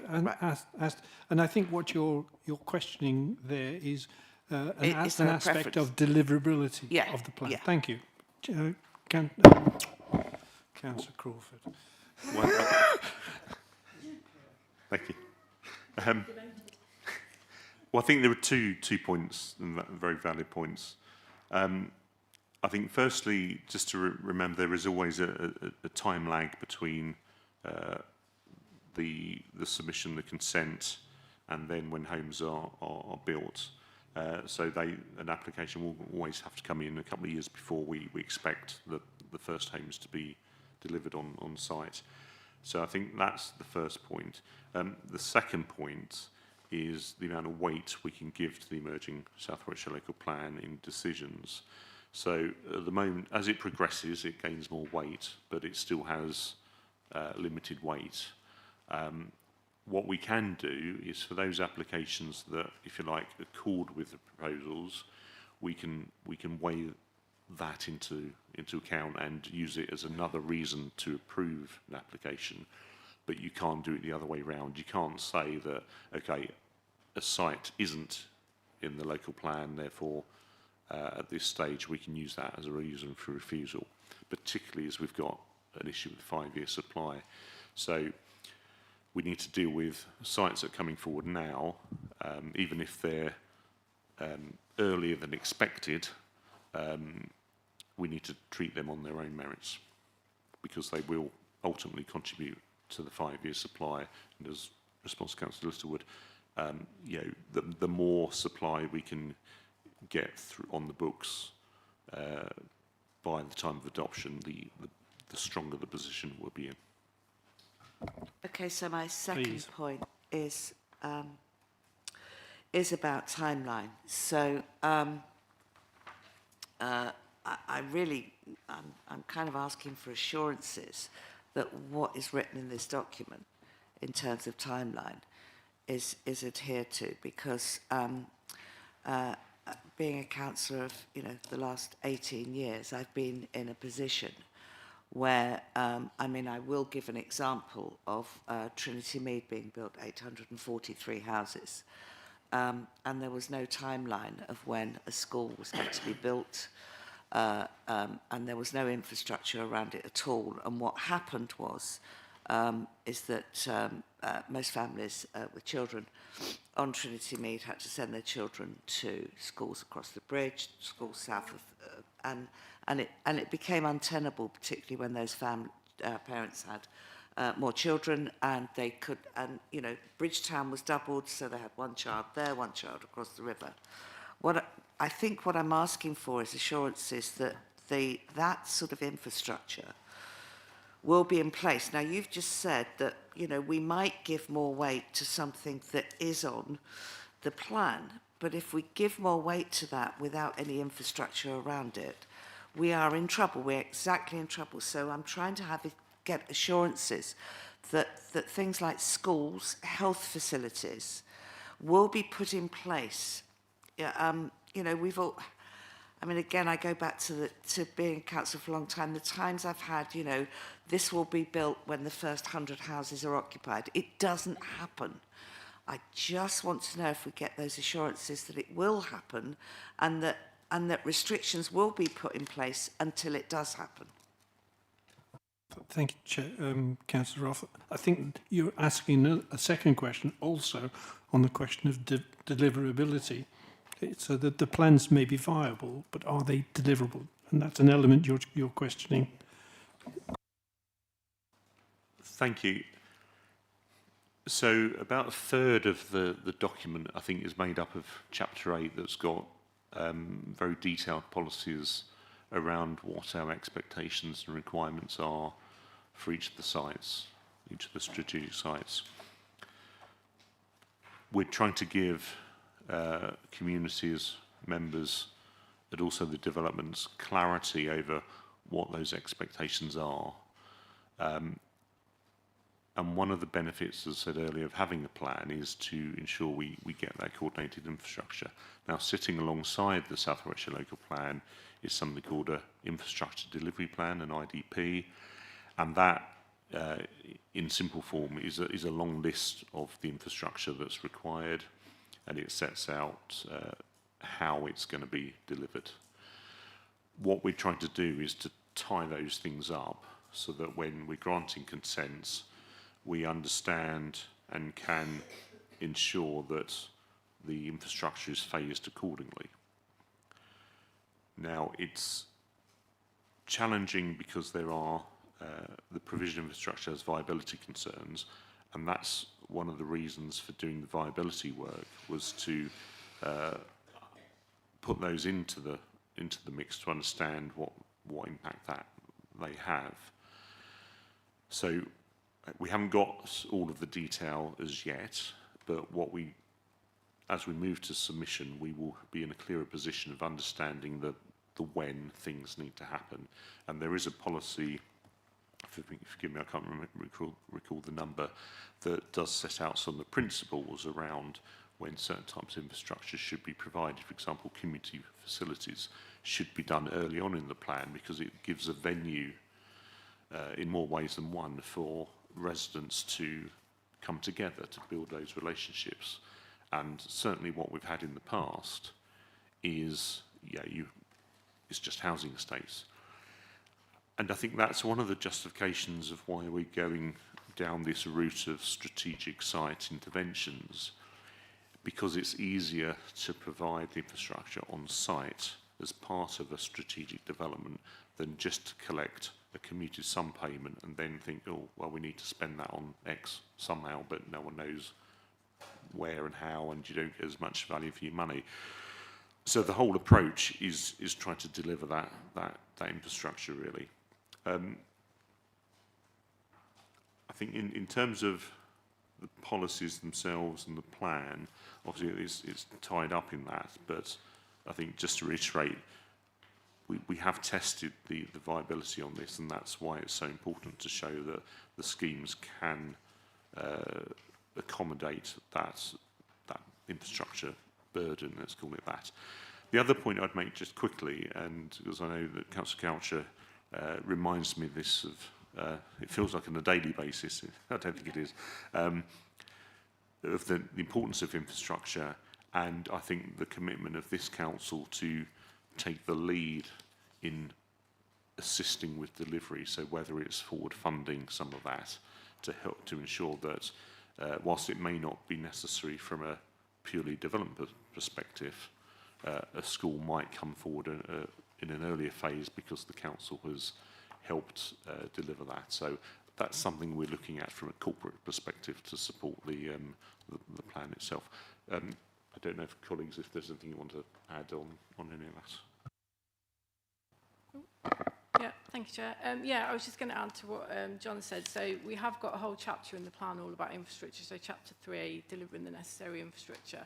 So that does kind of reiterate how important and how an important thread through the whole plan that the need for the delivery of infrastructure.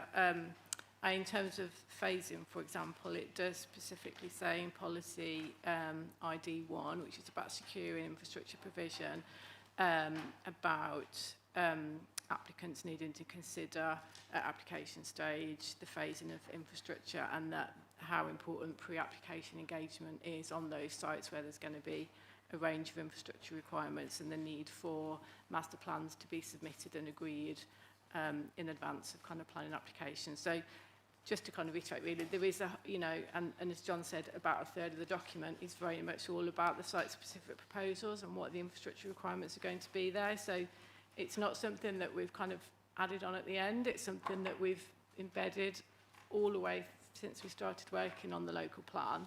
And as John said, Councillor, it's something that certainly Councillor Coucher regularly reminds us of the need to do that, and we certainly have done that right through the whole, and you'll see that kind of embedded through the plan, really, that kind of infrastructure. And in terms of the infrastructure delivery plan, yes, that's a live working document. So it was the latest version was put up on the website last week, obviously to support the Regulation 19, but that will be continue to be updated with the latest information that we have on infrastructure needs. And as you can imagine, it changes. It's not static. And picking up the point that Councillor Orcott making a local plan, you don't do it at one point and then that's it. You know, we're trying to keep this as live and as relevant and as up to date as we can by having this infrastructure delivery plan that is kept updated, so that when the applications come in, once the plan is adopted, it's using the most up-to-date evidence that we have to make sure that we can get the most we can infrastructure-wise, and the infrastructure that is most needed on those sites at that point in time. Because obviously, as we know, some of those applications might not come in for another 3, 4, 5, 6 years. Things move on, and so the idea is that we keep that piece of evidence up to date. So at the point when the application is submitted, we've got the latest intelligence from our infrastructure providers that we work with. Before you do that, okay, can I just ask you, and your answer, same question I would pose to everybody else around the committee, based upon what you've heard in the last 5 minutes, has your view about the deliverability on the question of infrastructure, has it changed at all? So my very quick follow-up to that is scenario, a planner comes along, a developer comes along and wants to put in an application early on, earlier than the trajectory in this plan, for 500 houses. Would we have, in South East Stratford, which needs a school before a certain amount is built, a medical facility, da-da-da-da-da, and so on. Do we have the right to say, sorry guys, but we cannot approve this application because it says here we need a medical facility and a school when 500 houses are built? Are you going to build it? Have we got that power to say no? Can I pick that one up, Councillor Rolfe, because I wanted to say something through the chair anyway on infrastructure.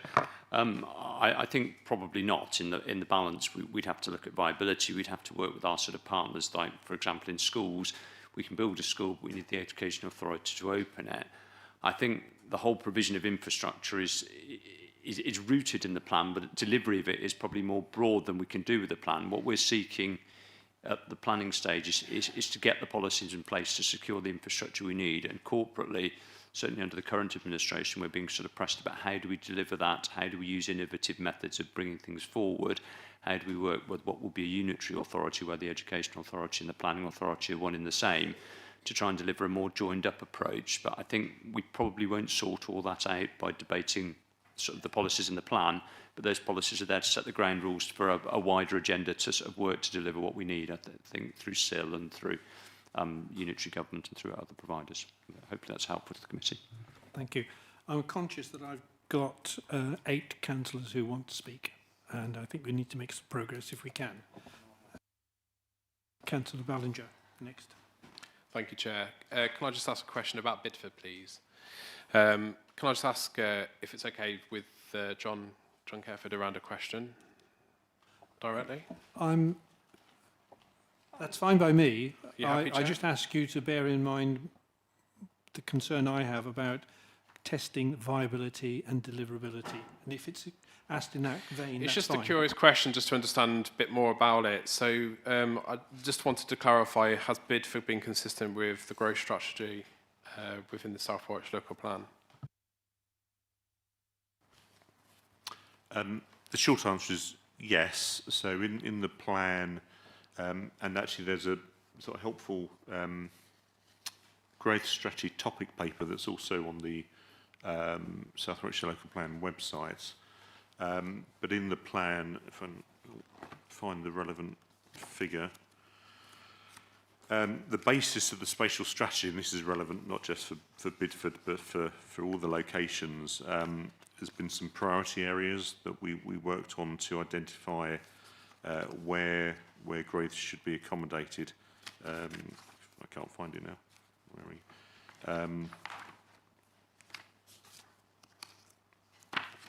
It's in there. There we are, figure 11. And what that does is it identifies where we considered the sustainable locations to be, and it gives a sort of gradation of sustainability. So all of the locations we've been identifying are entirely consistent with that approach, and that's sort of flowed throughout the preparation of the plan. I think that answers the question, I think. Can I just have another question about... Yeah, okay, thank you, Chair. I just want to make sure that obviously I'm honouring your, what you want to do. Can I just ask as well, John, just around sort of the mapping of the potential development in Bidford, can I confirm, is the development, just in my brain, obviously it depends on if you turn the map upside down or side to side, but just from clarification, is the development all the way up to the surgery where it is now? From memory, when I looked at the map itself, I don't believe it is, but can I just get clarification? Thank you.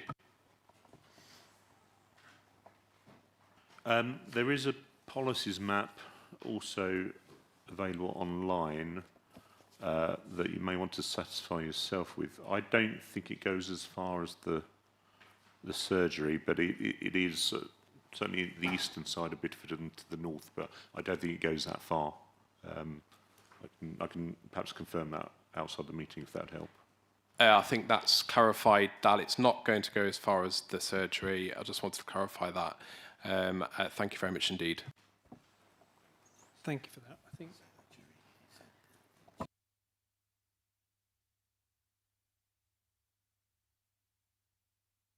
Councillor Rice. Thank you, Chair. My question addresses viability, although it is somewhat detailed, but it is one that has been raised with me already by residents in Henley, because I know that gypsy and traveller sites have been allocated to the development sites that have been chosen for the plan. The inspector said the section on gypsies and travellers does not satisfactorily describe the level of need. So my question is, how will the difference between the provision on allocated sites and the overall assessed need be addressed? And a specific question, which relates to Henley, but I'm sure relates to the other sites that have been chosen, how definite are the maps of the various sites which show the positions of these gypsy and traveller sites? Are they going to be the subject of further refinement? Because the Henley site is totally inappropriate, the position of it. Thank you. Thank you. So to take the second question first, they are concept plans at this stage. They will need to be refined as we progress. I think the critical point is to ensure that the principle of accommodating gypsy and travellers or travelling show people within, on their own sites, within, if you like, the red line of the wider strategic development, that's the key point. Obviously, we've given an indication, but as I say, that will come forward as we refine the plan in partnership with the promoters. So yes, they could change in that sense. In respect of the inspector's comments, that's not a major issue. We just need to again clarify the findings of the technical work, the gypsy and traveller accommodation assessment, and embed that into the plan so it's clear where the numbers have come from. So there's an issue on that front. So that can be done before the public consultation in the next few weeks? Yes, yeah. So we have the GTAA that's on the website.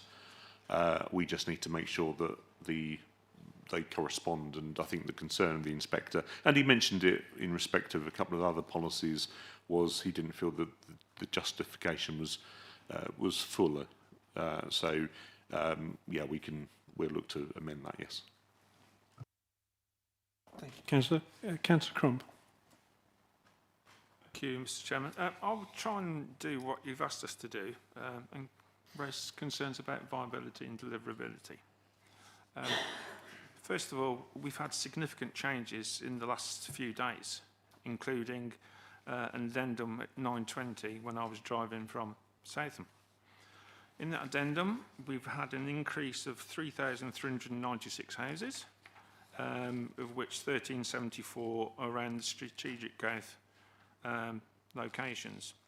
Some of which, when we look at them, Stratford land to south east, 17.7% increase. Bidford-on-Avon, 549, which equates to 21.5% increase. Henley and Arden, 11.6% increase. Overall change of 9%. So quite material. And we've had this at the last minute. So first of all, my concern, again, I'm trying to be concise and I'm trying to be helpful. I've got concerns about the level of certainty around these sub-additional allocations.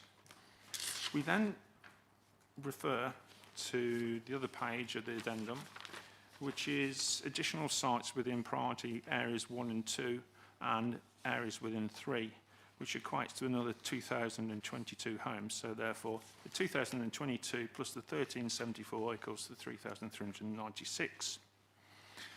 One of the sites that concerns me is in my district ward and my county ward, which is land reference ID 326 and 357. There's a couple of principles I've got here. They total 106. So you think 106? Almost not much, but 106 is into Stockton is a local service village 2. They've got approximately 600 homes, and therefore this is an increase of 16 to 17% in our local service village 2. So therefore, that is, they've got very limited facilities. They have to travel to Southam for doctors, supermarkets, etc. And the shops in there are excellent, and the cafe in particular does a real good chocolate brownie. I can recommend that. But it hasn't got the capacity for this number. I've also got one slight concern that I'll probably raise later, is that some of the ones there are subject to a planning application. So does this, by allocating this here in the South Warwickshire local plan, almost say, well, Mr. or Mrs. Developer, yeah, we've identified this as an area. We hadn't originally, but now you've got your planning application in. Does that give them more weight to the planning application? So I'm just one slight concern there. It might not be relevant to this, but I've got to get that off my chest. So therefore, we are getting information at the very last minute, significant changes that have come about mainly because PINS spoke to us last week, and they emphasised some risks. So my concern is, why weren't these risks identified before? Or why weren't they given sufficient weight to progress them further? And it says require rectification. I would say it requires significant rectification. And we are seeing that one, if you look on the addendum on page 7, 3.8, any changes that need to make will be sufficiently significant to require public consultation. And why we having to go through this public consultation at the very last minute? This should have been thought about before, and it doesn't give us time to look at these things properly. So I've got concerns that, you know, on the old carpenter adage, measure twice, cut once, we're not being given the opportunity to challenge these figures properly.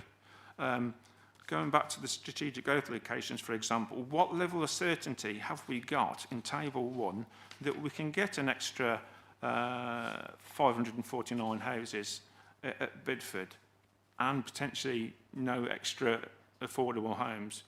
And has this action been agreed by PINS? Because they brought about this change in the action. We had the stepped approach, didn't we, that I don't believe has found favour.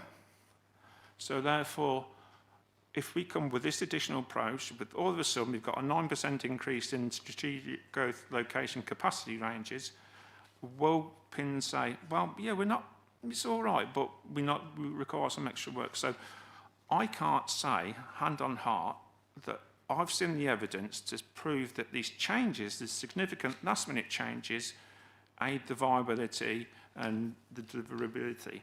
I've not got confidence at the moment, because we've had so little time to look at them, that these figures will be right. So therefore, you know, my proposal is, well, I can't support the concept of viability and deliverability, and I've given the reasons backed up, which I think are backed up by evidence, and because of the last-minute changes to this, I've got real concerns. I know it's a living document, and we have to. I think you've made your move point. on. But like I say, this, you know, if we'd have had this information before, we could have sense-checked this in more detail. You know, me and you are pedants, and we like to get the figures right. But I can't, hand on heart, say I've seen the sufficient evidence. You said that more than once. Thank you. It's a heartfelt approval. The challenge, therefore, in my terms, here is a councillor who thinks that some of the information we've had has been presented at the last minute, that it is material to his interpretation of whether this is a viable plan. And I think what members of the committee would look for from you, Mr. Careford, is what words of comfort you can give us, to the extent that this should not shake members' confidence in the viability of the plan. Thank you. Yes, there's a couple of points there. So the sites have all been in the public domain through the HELA for some time. They all fit with the spatial strategy as when I managed to find it. So you can take comfort that they are consistent in that sense. I appreciate that the additional sites have been presented to members late in the day. That has come out of the steer from the inspector that confirmed risks that officers had highlighted around the quantum in the plan and verified by our barrister. So we felt we have to address it, and the advice we got was we need to address it now at Reg 19 stage rather than at submission, because it would be, we need to give residents, developers, the opportunity to comment and consult on those proposals. What we can't do is shoehorn consultation and then say, oh, by the way, we need to put a couple of sites in Stockton, for example. So that's why we're doing it now, to give you the comfort that obviously they are entirely consistent with the approach that we've been taken. There are 2 points that the addendum raises. The first is a point around headroom, which is, if you like, additional flexibility that you're putting into the plan that allow you to sort of bring the sites forward, you know, perhaps slightly differently if certain other sites don't happen. So the increase in capacity on the strategic growth locations is to do with the headroom point. We are not proposing that we use the promoter's number per se. We're not relying on that, but we want to express it as a range to give us that flexibility should it be needed. And that's a sound approach, that pragmatism, that flexibility. If we were to, we're not changing the numbers and say we now expect, was it 3,164 in Southam, we're not saying that, we're not relying on that, but we're giving the plan the ability to adapt and flex should it be required that those additional homes could come forward. The additional sites, they relate to the 5-year supply and the step trajectory and the need to bring forward sites that can happen quickly in order to get to a 5-year supply much quicker than we were otherwise anticipating. So they're slightly different, but the totality of these changes are being proposed not because we necessarily want to do it, but because we're addressing concerns around soundness to make sure that the plan we consult on is sound, is deliverable and is viable. Can I just have a follow-up on that, please? Very quickly. Yeah, just for clarity, and I think this might help, Mr. Chairman, that so we're going to have 2 consultations. A consultation on the changes, because, and then, oh wait, I'm confused because there's one point in the addendum, it says about any changes that will need to be significant to require public consultation that could not be met after a Regulation 19 consultation. So that's, I'm not sure what that means. Does that mean we consult on these additional changes that we've got here, and in terms of viability and sustainability, or will these changes be part of the Regulation 19 consultation? Yes, so for clarity, by having the changes presented now, they are going to be incorporated, if they're agreed by joint committee, in the Reg 19 consultation. What the addendum report was saying that if we didn't do that, then you would need a second consultation. So you'd consult at Reg 19 on the plan as drafted on the agenda papers. You'd then have to reconsult on your changes and do all that before December, which isn't achievable, which is why we've had to incorporate them now so that they are in the Reg 19 consultation that then goes out to the public in the summer. So what you're saying now is, I'll get that point then, that's well explained, thank you. I'll get the point that we were originally going to consult on the papers, and then at last we've had some last minute changes that have been brought about that we'll now asking that to be included as part of that consultation that will go out in order to make it deliverable, viable, etc. and etc. Spot on, Councillor. Thank you. the optimist would interpret Mr. Careford's comments as this plan is as up to date as possible. It's like scoring a goal in the 95th minute. Just as valuable, nevertheless. Like I say, is that when we played West Bromwich Albion, was it? Councillor Hench, Seraphim. Thank you, Chair. John, how do you see builders being able to ensure they have enough skilled workers to be able to build this number of houses the Labour government say have decided we needed? Because I've worked all my life in the building trade, and I've seen skill standards going down year by year, and that concerns me a lot. Now, do we have anything that we can do with developers to let us know how many skilled people they have in their employment with the certificates and stuff like that? Because we don't seem to have much control of the quality of the building that is going on these years now.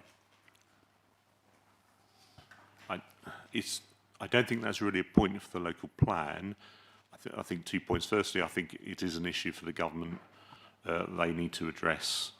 Obviously, they are promoting modern methods of construction, which is the sort of off-site factory built homes that are just craned into place that can speed up delivery, and we've got a policy in the plan that supports that.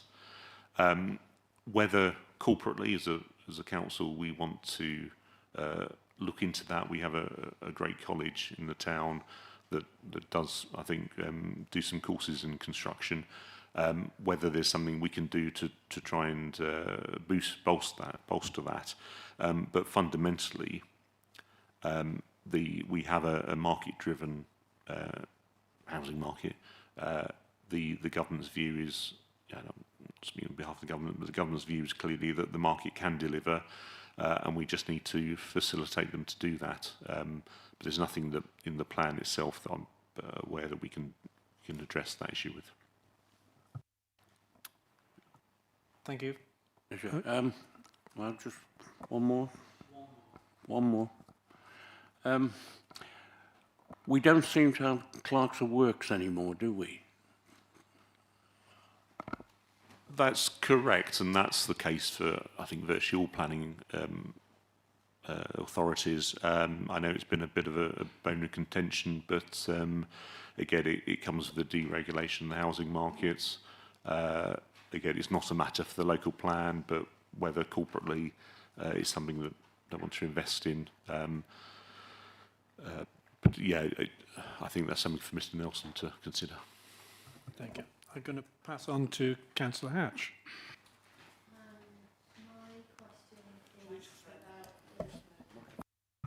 My question is about the infrastructure delivery plan. Joe, you mentioned something been put on the site last week. I'm afraid I haven't gone through it, but I want to know that our partners have signed off on that, specifically whether they're happy with ID 0.11. I know specifically in Shipston that they don't have any investment works until 2030. And again, for Warwickshire County Council for transport, and just does it talk about the local growth areas as well as the strategic growth areas for infrastructure? Yeah, I'll answer that one. Yeah, so we can certainly point you to where that document is that's gone on the South Warwickshire Local Plan website. Appreciate there's been a lot of new evidence that's been uploaded over the last week. In terms of the infrastructure and delivery plan, I'll pass over to Sean because Sean's been leading on the work, but just to kind of say that there has been a lot of ongoing dialogue and discussions with the key infrastructure providers, obviously the County Council in terms of highways, education, public transport, health, but also other service providers like Severn Trent. And as I said, that is an ongoing process because it's a constantly evolving situation. And to some extent, some of the infrastructure providers are kind of like, well, until you tell us where you're going to put the sites, it's difficult for them to say what the impact is on the infrastructure. So there is a little bit of a chicken and egg situation there, but we've been working as closely as we can. We've been sharing with them as we've been going along confidentially kind of where we're looking at for the growth to help inform their position. In terms of the level of information in the infrastructure delivery plan, I'm sure Sean will kind of mention this, but it's essentially a spreadsheet and it's got what the infrastructure requirements are for the different settlements. So it does go down to the level of Shipston. Probably some of the smaller scale growth points, that's work that's still ongoing and will be constantly updated. But I'll perhaps hand over to Sean to give a bit more detail. Thanks. So just to quickly add to that, in terms of the partners, so Severn Trent, as Joe alluded to, we have had some early contact with them. They're working on their own sort of plan for the area as well, which covers a wider area. Their plan is running to a slower timescale than ours. So one of the things that we've emphasised is that we need their input to help with our plan. So as part of the evidence base, there's been a water cycle study prepared, which is now on the website, and that identifies those areas that have capacity issues. We were aware of those from the preferred options consultation responses, but again, we are trying to follow up urgently with Severn Trent in terms of understanding the timing of what they're going to do to address those issues, including Shipson, which you mentioned. The work is also looking at the links with the sort of non-strategic growth locations as well. So what we've been doing, working with, for example, health and education, is we've shared with them the emerging thoughts in terms of the strategic growth locations, but also the non-strategic growth, and asked them to sort of join the dots in terms of the sort of cumulative impacts of those. So it's certainly something that we are trying to address. The IDP is we've mentioned it before, it's a live document. It will develop again as we get the responses back on the Regulation 19 local plan as well, and we'll keep updating it. Thank you.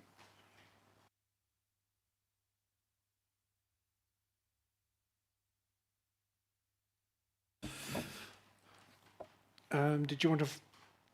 You did, thank you very much. I'm going to go now to Councillor Keithley, because he hasn't spoken on this matter before. Thank you very much, Chair. Like Councillor Crump, I'm going to focus on soundness, delivery and viability, realistic delivery. That's what you asked us to do. Joe just said it's a chicken and egg. Well, in my ward, there's a very big chicken and a very big egg as well. I suppose my concerns on the soundness and deliverability hinge on the proposal to bring a new settlement into Long Marston with 4,500 homes in the planned period, and also to develop on the south side of Stratford, both of which require some infrastructure improvements by way of releasing the bottlenecks through town and providing a relief road. And I really need to be satisfied or reassured that that is a realistic, fundable and deliverable proposal during this planned period that will release these homes that are in the the build-out spreadsheet from about 2035. So could I please ask for some reassurance on those issues? I think that's an excellent question, mainly because I asked a very similar question of Mr. Careford yesterday, that to paraphrase or to reinterpret your question, the relief road that is planned, included in the plan, is absolutely critical to the viability of the scheme of the plan as a whole. And the point of concern I have is that, although it might be argued it's all at early stage, is what is the financial consequence to the council, to this council, of that road and how it is financed. This council has an attitude, perpetual attitude, certainly in the last seven years or so, of not borrowing money. It's very different from the attitude that Warwick district has, but Warwick are in a very different position structurally, financially structurally. So my concern, shared with Councillor Keithley, is how deliverable, how viable, and on what sort of financial basis is that road likely to appear? And bottom line, from a resident's point of view, what are the implications, if any, for council tax? So a couple of different points there, and actually Mr Nicholson reminded me of this yesterday, that it is chicken and egg, because in order to obtain grants or loans to deliver the road, we need to demonstrate that there's certainty that it will be supported and allocated. But in order to allocate it, we need to have the knowledge or the comfort that the loans and the grants are there. So it is the biggest risk in this plan, I accept that. But it's a risk, given the engagement we've been having with Homes England in particular, that I think is worth taking, because it's about ultimately good planning. And if you can deliver a new settlement of ultimately over 10,000 homes, then I think you really are achieving a critical mass that can become a vibrant and viable new community. That said, we don't have the clarity now. We will need much greater clarity by submission. The legal advice we've had is clear on that point, and we are working. One of the work streams we need to continue to progress is to build that clarity and that assurance that the funding for that road is there. If we can't have that assurance, then we really can't submit the plan with the road in it. That raises a problem, because if we don't have the road, we can't get Long Marston or the homes south of Stratford. So we're probably looking to find accommodate 6,000-7,000 homes somewhere else in the district. And one of the reasons Long Marston emerged is because we were struggling to find those other alternative locations. So it's not a free choice. There would be implications. On balance, we feel that despite the risk, that the Long Marston proposal, because of its scale, because of the benefit the road brings to the town, and then with the additions to south of Stratford, that is the most appropriate strategy. But I can't sit here in front of you members and say that it's all tickety-boo, because there are genuine risks around it. But if you can't take those risks through a local plan that's looking for 25 years, then the upshot of that is that you'll continue just to do what you've done in the past, which is to just put development on the edge of existing settlements. What we're trying to do here is to do something different and really to address some of the structural challenges that the Stratford district is really facing, particularly around infrastructure, and the local plan is absolutely the right place to do that. Fine. Personally, I like that answer because it's realistic. However, reflecting the point that Councillor Rolfe made earlier about infrastructure in Temple Mead, my personal view would be that the three cabinet members who are going to have to make this decision need to think about the financial implications of that road if it turns out to be double or even treble the initially anticipated cost. So the flexibility, if I was going to make that decision, I would want to be confident that the assessment of the road and its finances was robust enough to encapsulate significant overruns, and that there would be financial resources that would be available, and that they would be could be managed in a sensible way. So I think your main point was it is a risk, but this is the chance to make a bold decision, to make a structural change. I would personally caution the three councillors are going to make this decision about viability, that is an important element that they're going to have to take into account and weigh. Yes. Chair, may I? Sure. Just to reflect on what you've said, and I agree. I thought that was a very good response, John. Thank you for that.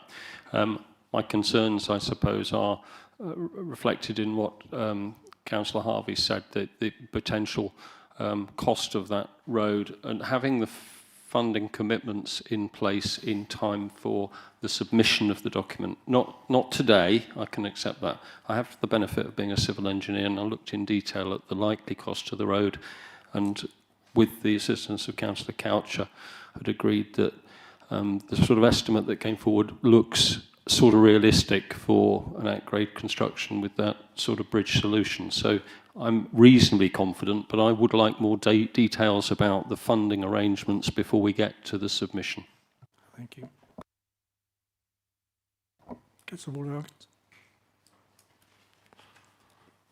Fellow committee members, can I bring your attention to item 5, the original addendum, please? The plan before us that we're being asked to discuss, the plan before us today is not deliverable and not viable. That's what we're being asked to make a decision on today. But the Planning Inspectorate's damning report tells us that it's not deliverable and not viable. It tells us that it isn't going to pass muster, basically. So to go back to what Councillor Alcock said earlier, this report before us, the South Warwickshire Local Plan here, is not a starting block. We are not going to be able to, we shouldn't be able to, I think John Kevin told us that we can have further discussions about site allocations after Regulation 19. We cannot. Regulation 19 is just a test of soundness, and the Planning Inspectorate has told us that it is not sound. So can someone please tell me, and this might have to be you, Mr. Perks, can someone explain why it is appropriate to continue to debate the South Warwickshire Local Plan in its current state, with the Planning Inspectorate telling us that it's not fit for purpose, that we carry on towards discussions at full council on the 9th. How can we discuss the South Warwickshire Local Plan, which will not be presented for consultation and is going to change so materially so as to make the document we are considering even more unviable? If it's not viable, as clearly stated by PINS, just why are we discussing it? And why would this committee place all that responsibility on just 3 councillors making decisions appertaining to making this report viable? The report before us, which those councillors have been involved in, is not viable. That is what PINS have said. We are wasting our time here. This isn't what the public is going to see. We're supposed to be, if you like, the proofreaders of this. The proofreading is being done for us by the Planning Inspectorate. They've said it's not good enough, so it's not viable and it's not deliverable. Therefore, we need to reject this. Thank you very much for that, Councillor Ward-Hawkins. It's my interpretation. It's not up to us to reject or not to reject. That's a matter for the 3 councillors who are going to make the decision. Our role is to respond to what's being proposed and come to our own view about what is viable and deliverable or not, as the case may be, and that the opportunity all councillors will have to pass the judgment and make the decision, because the joint committee is there to make a recommendation to both councils. Each council on the 8th of June will be able to come to its own view, and that would be the point if councillors are very unhappy with what's being proposed. You vote against at that stage, and democratic process has worked its way through. I think the next thing to do would be to ask Mr. Perks to respond. Thank you, Councillor Ollie Hoggins. I think in answer to the sort of specific points you've raised regarding the PINS report, the PINS review was a step in time. They looked at the progress we've made at the plan, and there are different interpretations of it. I took it to be reasonably sort of positive rather than a damning endorsement, but then that's a matter of interpretation and debate. What PINS did was they raised some areas, some of which required quite a significant change in the plan. Those were primarily related to the policies regarding net zero, biodiversity net gain figures, and some issues around viability. Now, in the two addendums that we've discussed this morning at some length, we've given a response to those so as we can have an adjusted position reflecting the PINS feedback in time for the Reg 19 consultation. And they've also gone on to suggest a couple of areas where policies need to be clarified and strengthened. And I think Jo mentioned some of that in some of what she said to the committee today. And we're working through some of that to give some clarity to make sure people are clear exactly what our policies are trying to intend. But even with that, and the further thing was the step trajectory, which we've discussed quite extensively this morning, and that hence the reason for the addendum to that. So what we've looked to do as an officer team is to give a response to the issues that PINS have raised, such that we've got a Regulation 19 consultation that we can sort of develop into a plan that's for submission. But even when we've submitted the plan, there will still be an opportunity through the examination to sort of clarify policies if the inspector were to find, when they're looking in detail, that they need more clarity about one policy or another.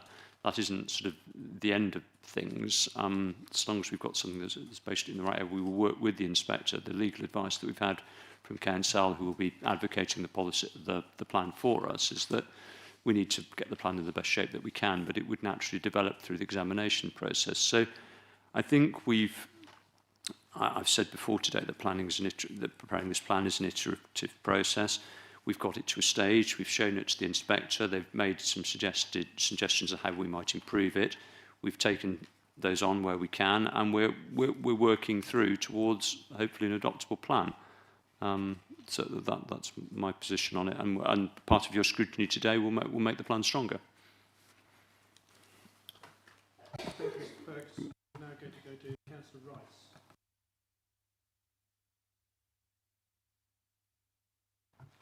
Thank you, Chair. I think this is a question for George, if I may, and it's about the road. I would like assurances from you that before any design comes up from an outside company, can certainly ward members and certainly a couple of people from the town transport group have input into this road. It's really important that we have some input into the design and where the road is going to go and how it's going to work, because there is nothing worse than being presented with a map saying this is it. So can I have assurances on that, please? Yes, I can give those assurances. I think it's really important. This is the work that when I spoke previously, Chair, this is the detailed work that we need local involvement of local members, local parish and town councils, so that we get the input and we get the details right. The road is obviously a very sensitive issue around the western side of Stratford. We need to make sure it's the right road there. The work that's done to date is really a concept there, really to give us an order of cost so that we can see about the financing, which I know we are obviously concerned about. But detailed design, that's stuff that we'll need to be doing as this year progresses. And just a very quick follow-up, if I may. So some people in my ward, and I know others, are a little confused about this road, and some are assuming it was the original one that kind of went over the racecourse, etc. So can it be clarified that this is a new design, a new route and a new road? Thank you. I'm fully aware that there is misinformation coming out, almost as if we're going to produce the dreaded southwestern relief road that was granted planning consent with the original Long Marston proposals. I can categorically say that will not be what we're talking about here. Okay, but can it go in print somewhere because people are misinterpreting it? Thank you. There will be a record of this meeting. I'm sure that there are people who are watching this broadcast who have taken note of your point. Next on the list, and I hope we're coming towards the end so that we can draw a conclusion of what we really think, is Councillor Ballinger, and then Councillor Crump, and then I intend to draw a conclusion. Yeah, thank you, Chair. And just to answer your question initially, because I actually haven't answered your question in regards to what you specifically asked of the committee. I'm sorry, I was being distracted. Could No, you that's start? okay. I was just saying, obviously, I asked a question about Bidford originally. We got clarification around sort of that element, but I just wanted to answer your question in terms of what you thought of our thoughts regarding the soundness of the plan. Can we come back to that when we do sum up? Yeah, but can I just highlight a couple of, can I just highlight a couple of my thoughts? Is that okay? Sure. Yeah. Okay. So obviously my ward is Ulster West, and Ulster had, you know, part of the call for sites. We had a site come forward. Actually, it was in Arrow. It's in Ashley Jones's ward, with a slight tip of them to mine, but it wasn't found viable. So obviously, naturally, I'm taking an interest in my nearest ward, which is Bidford, just to understand the concept around that. Obviously, that's naturally selfish because obviously it's the closest ward to Ulster, and it's most likely to impact in my area in some way, shape or form. When I look at the actual indicative plan that is in place at the moment, I do think it's viable, in my opinion, the answer to your question. I think there's lots of opportunity around growth. We've got infrastructure led. You know, this is the key thing here. Potential high school, and well, high school hopefully going there, which would alleviate issues out of Ulster as well.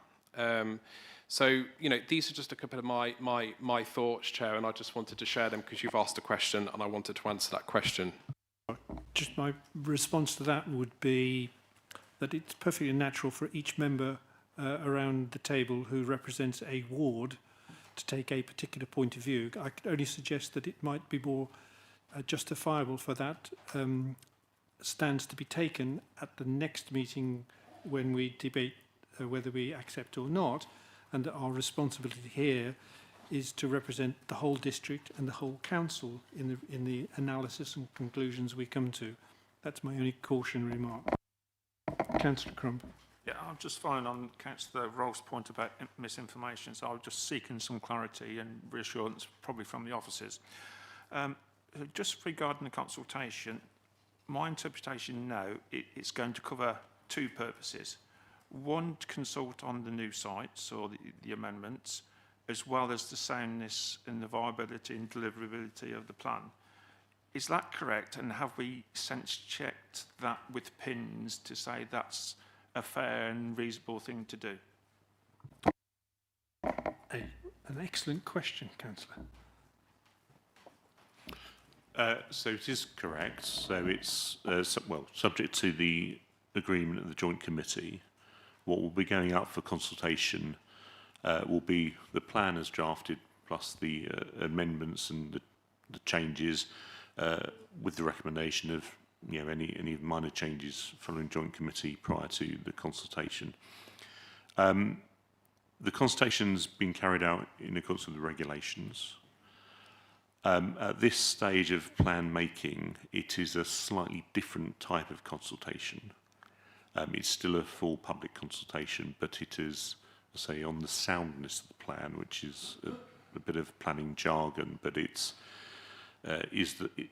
in essence, is the plan effective and is it fully justified? There's a prescribed form that the planning inspectorate recommend you use, and we'll be using that, and we'll be encouraging residents, communities to respond on the online portal because it's the thing to do.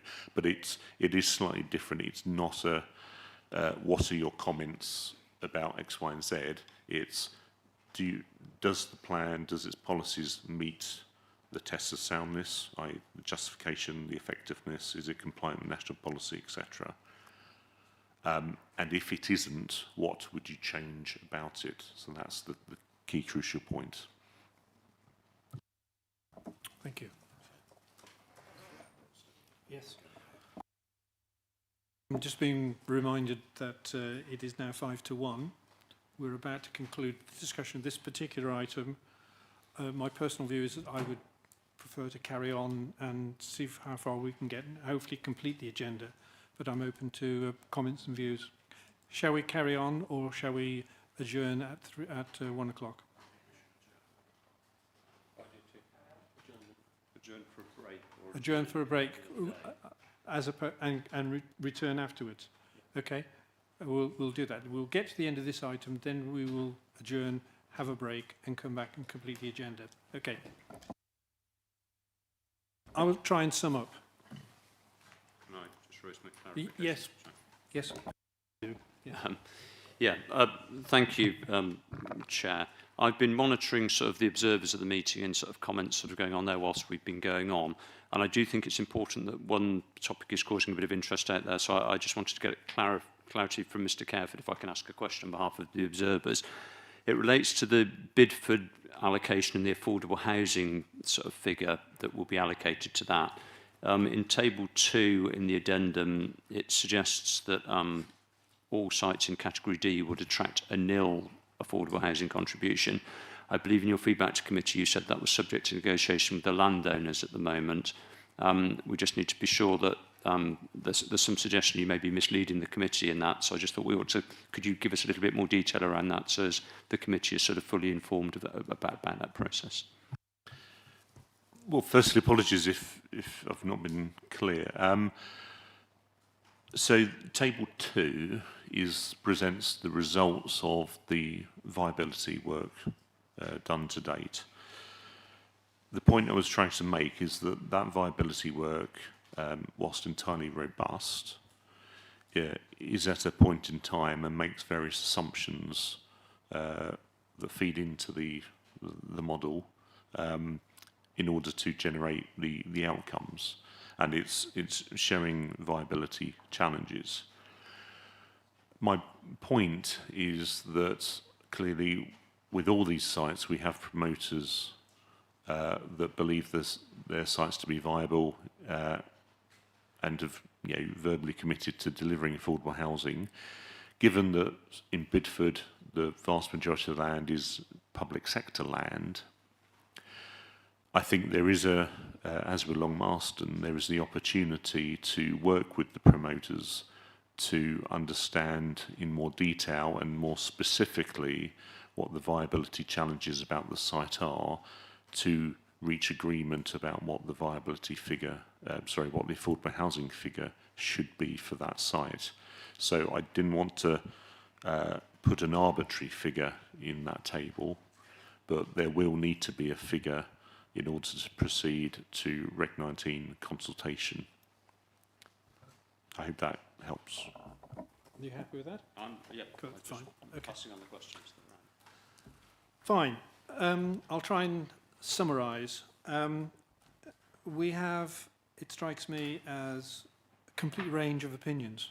We have one councillor who's very unhappy, thinks we've probably been wasting our time, that could have been better spent doing something else, and who also feels that as far as the 8 recommendations concerned, the prime ones are to approve the publication of the plan for consultation purposes is one matter, and the second matter that she's particularly unhappy about is 5, talking about the delegation to whom authority should be delegated. On the other hand, we have other councillors around the table who do think the plan is viable, haven't raised those objections, and I presume would therefore conclude that they are happy that the joint committee should take its decision as it thinks fit, because they don't raise any major objections. On the other hand, there are others who have concerns about the lateness of the additional information in the addendums and their ability to scrutinise and evaluate it. There is concern, particularly about the net gain biodiversity and the climate change net zero. Thank you. I read that and I thought, that's New Zealand, isn't it? So there's concerns about affordability of houses and the numbers and how we're going to arrive, and I'm grateful for the prompt from Mr. Perks that enabled Mr. Careford to clarify the position concerning the bid for D, so to speak. There is concern about the road, particularly because it is so important and unlocks so much if it's built. And on the other hand, I think I interpret that there is a shared concern about the financial consequences of that road and how it is financed and what its cost might be. There's concern about the realistic delivery of infrastructure in terms of schools, GP centres, medical centres, etc. And it's one thing to have a verbal assurance, it's another thing 10 years down the line to find that actually it's happened and infrastructure has led development rather than the other way around, which I know is the administration's heartfelt intention. The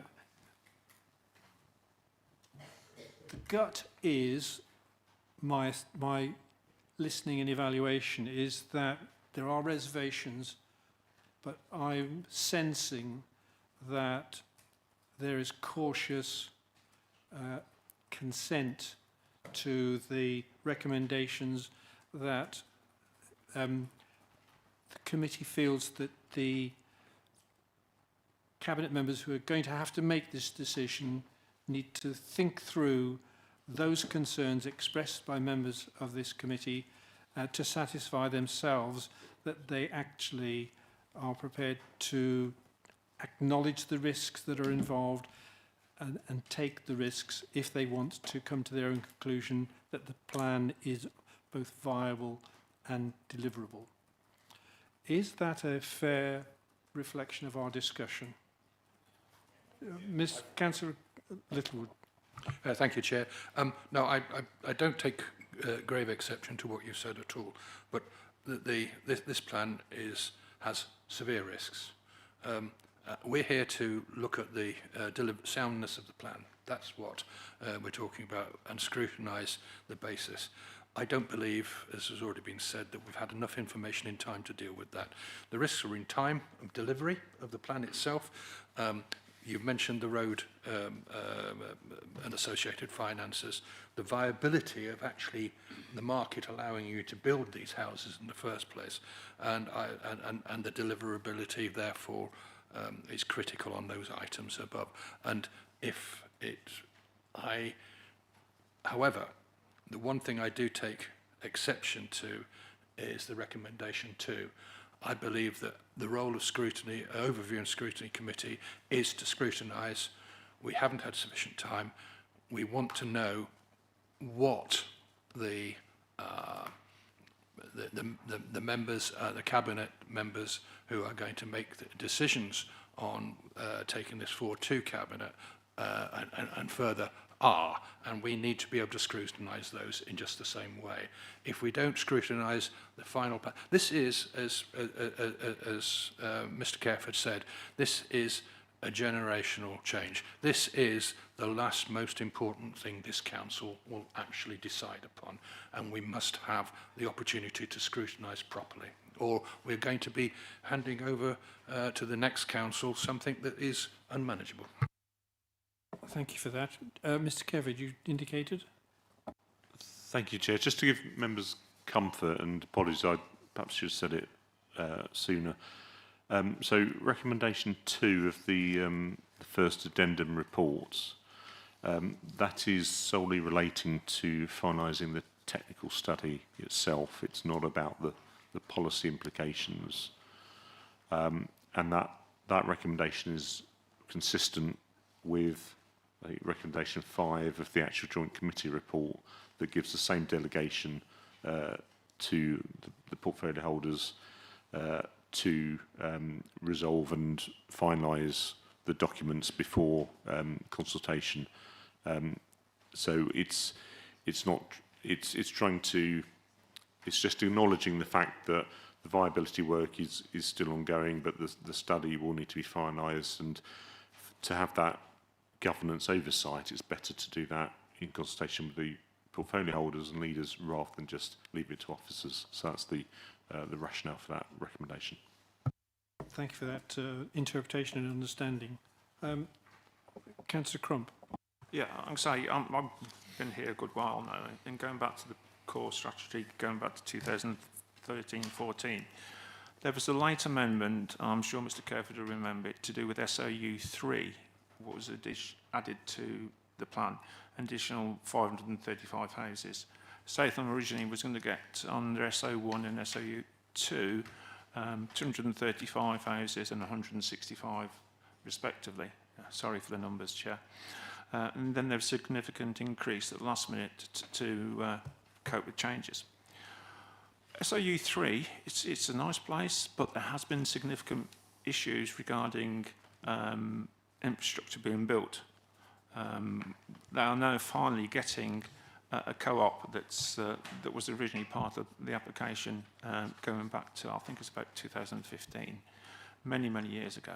So that's a sign of things that have been done, added at the last minute. So I'm just going from once bitten, twice shy about things being brought in at the last minute. I'm not being, I'm just doing from experience. I'm trying not to be negative, and I'm just trying to, I think it's appropriate that when things are added at the last minute, there are potentially unintended consequences. So I'm just mindful. So that's where my position is coming from. So thank you. I understand that. On that basis, did you want to say something else? If you wouldn't mind. Wow. Sorry, I don't wish to extend and keep people on their lunch, but I just thought in terms of just summing up what we're trying to do today, so we've got clarity about what we're achieving. For me, scrutiny is part of the journey of approving this plan. It's not the be-all and end-all today. We've got the next stage will be to take it to the joint committee, who will take on views but that you express as a committee today and your colleagues at Warwick express. It then requires votes of both full councils to go out to vote at Regulation 19, and then we'll have another look at it in a more developed state before we submit it for examination. So this is a step on the journey rather than the ultimate destination. And I was just feeling with some of the summing up we were getting, it felt like we'd never have the chance to sort of see this again, which I don't think is reflective. It's a serious matter. We need to sort of put forward your views accurately. The chairman has summarised, I think, your concerns, and you'll feed back that to the joint committee at their session tomorrow so that your views will be heard. But I just felt it was worth setting out the context of where we are in that, which hopefully is useful to you.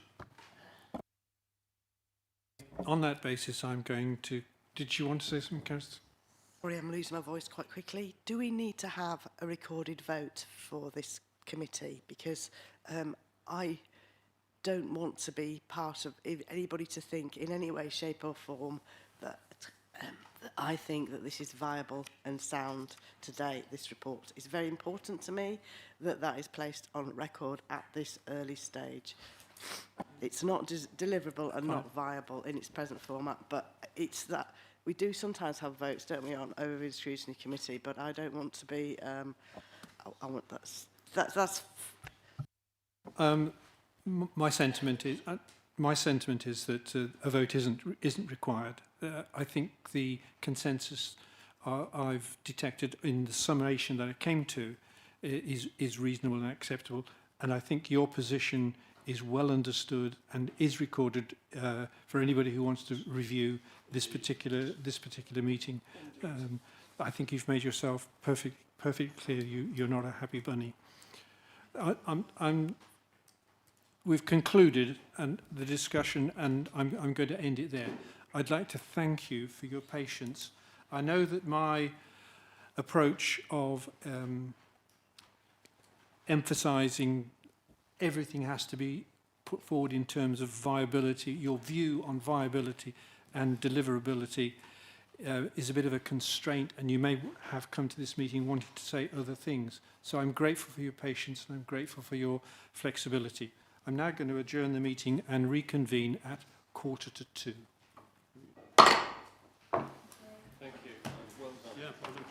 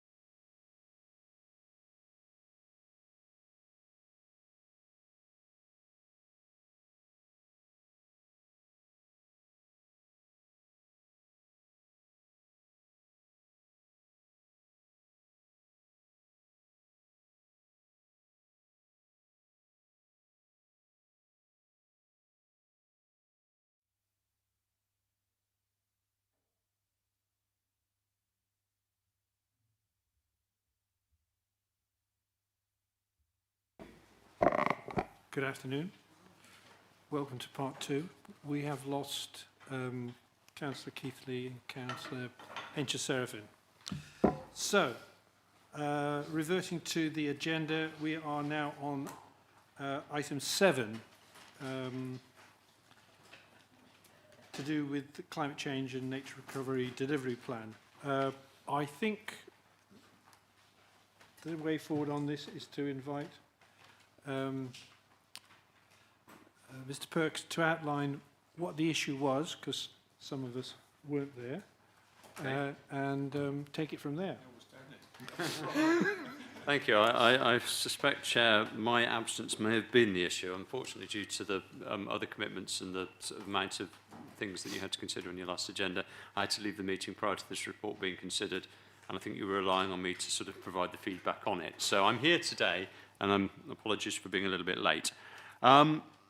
Basically, what we have here is a report that does two things. It presents the sort of end-of-year summary for the 25-26 Climate Change and Nature Recovery Action Plan, and proposes the actions for the 26-27 version. If you'll indulge me for a moment, members will recall we adopted a climate change and nature recovery strategy in 24-25, I think it was, and action plan was drawn up in 25-26. The report sets out how we did against the sort of ambitious targets we set ourselves. We met the majority of them, and I'm very happy to answer any questions about those where we've fallen short of our aspirations. And it also sets out what we're seeking to achieve in 26-27. So I think with that context, I'll throw it open to you, Chair, to take questions. Questions? Councillor Rolfe. I'd just quite like to make a statement. I've said it before this morning, I'll say it again. I think it's a great shame that the Reform-run County Council are axing all their net zero initiatives, and I'm extremely glad that we have here. I think the challenge is going to be that is not a matter, what that particular county council does is a matter for them. It's not a matter of Stratford District Council business. I think that's going to be the objection. Okay, I think the objection is sound. I'll rephrase it then. Go on then. I'm so glad that we have these initiatives and that we are working on these amazing projects, because without them, I think David Attenborough would probably be very upset. And it's a shame other councils are not doing it. Thank you. Well done. Councillor Ballinger. Tom. Sorry about Stop that. digging. I've been called a lot of things, Chair, and that's a new one. Thank you. Yeah, it is a champagne. That is very correct, yeah. Thank you. Just on page 30, first of all, thank you very much indeed for compiling the information, and officers working very closely on this, and obviously a lot of this is changing lots within our own retrospective wards, and you could argue it is life-changing to a certain extent. But on page 30, I just want to clarify where it says work with partner organisations and so forth. We've got a column where it says, is the action complete? It just says no. Is there any context to go with that? Just no. Yes, there is. This relates to the climate resilience work that we were doing, which we sort of started sort of later on in the year. Where we've got to that is we've got approval for some grant money for sort of a selection of businesses to sort of look at what they could do to improve their climate resilience. That work is going on at the moment, and depending on the outcome that we get from the feedback from those projects, the idea is we will design a programme in the upcoming year about how that could be rolled out more widely across businesses to allow them to become more resilient to the effects of climate change that seem to be upon us. So that's helpful. Thank you. Can I have a follow-up, please, Chair? You can if it's quick, because Councillor Alcock wants to come in, and there are others as well. Thank you. And on page 40, there's lots of really positive things which are in the pipeline. So, you know, high emitters in terms of themes and in terms of relevant spend per project. You know, there's lots of money being put into these things. And it's really nice to see that they're going to be delivered by next year.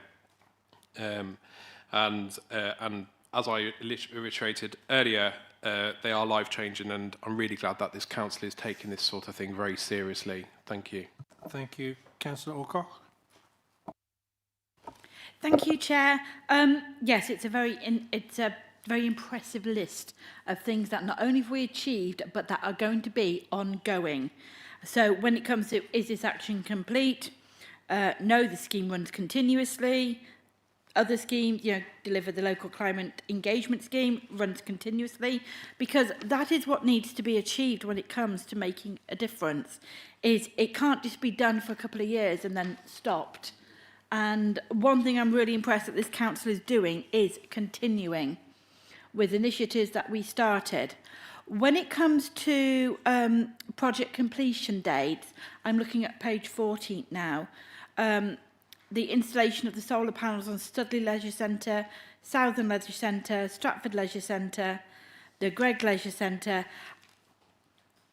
is all things that are going to make a long-term difference, not just as council, but most importantly to our residents, because they will also get the benefit of this. Basically, Chair, in a nutshell, I'm very impressed with everything that has been presented here, and I would like to offer my thanks to the members who sit on the Climate Panel Committee, please. Noted, thank you. Councillor Rice.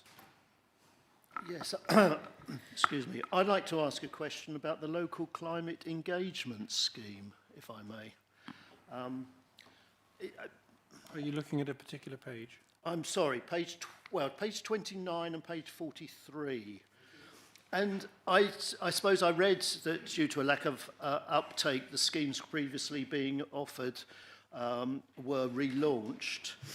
And the items mentioned on page 29 are various deliveries of a website, an event, and also on page 43, an event, a webinar, a website. I just want, these seem to me, these are means to an end, not an end in itself. And I'm just wondering how one measures the efficacy of this particular scheme. Yes, you're right, Councillor Rice. It's a relatively sort of small part of the programme, but it is designed, one thing we've been asked to do by the current climate leadership is to try and sort of get grassroots climate change initiatives going, and this is working with a very small organisation to try and sort of a bit of seed funding to get climate change sort of consideration to be part of sort of second nature for these communities. It's something that we haven't done particularly well at getting off the ground so far. We're trying to find the right way of generating that interest, but yes, we would measure it by the number of people we've sort of reached and sort of given information packs to, but the bigger picture is a much greater than the sum of those parts, and would be difficult for us to measure directly.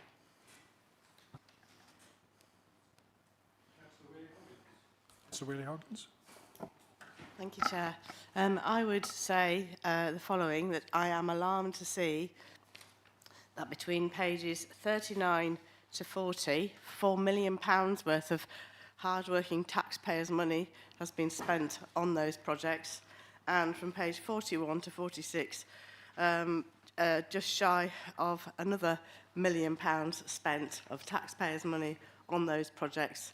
I think that with that amount of money being spent, I think we actually need a little bit more meat on the bones, which I've asked for previously at this committee, to find out what the money's being spent on and value for money, etc. But that's a staggering amount of money to be spending of taxpayers' money on net zero. Thank you. That's interesting, and I think as a scrutiny committee, seeking or drawing attention to the allocation of substantial sums of money in the district council terms, and by implication asking for some sort of evaluation of what the rate of return or whatever the appropriate measure might be is not inappropriate. At some stage, it might be useful for the climate change panel, if that's the relevant body, to take a look at that and see whether, to what extent that money they feel is merited or not merited. But that's for others to but I do take the point. Badge.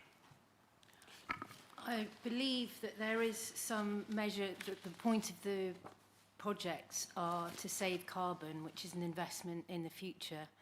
And I believe there is some quantifiable measure to these projects of how much carbon, that's how, when they apply for the money, they have to estimate how much carbon they're going to save. So it's from my point of view, it's money well spent because it's an investment.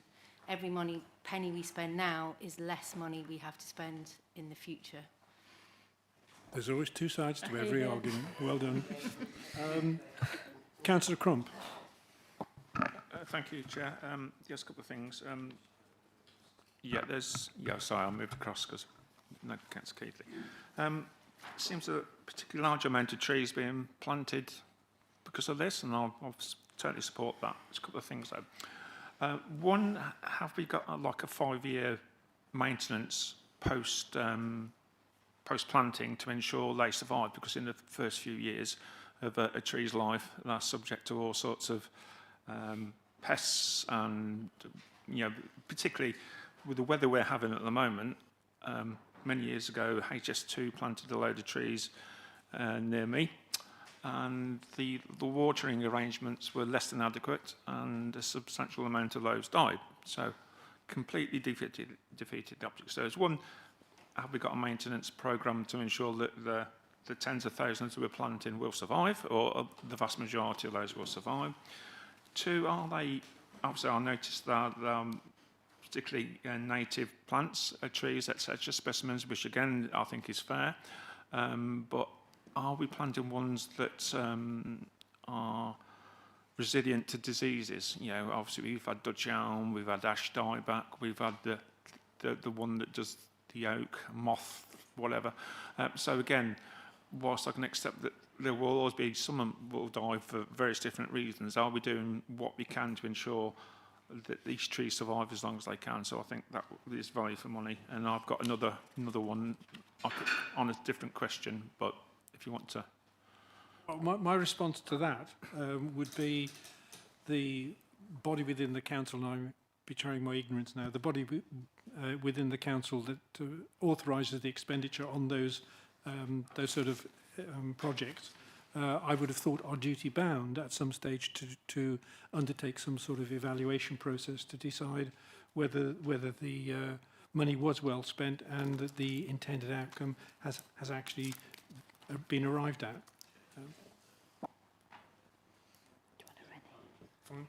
Yeah, I think that's a very valid point, Councillor Harvey.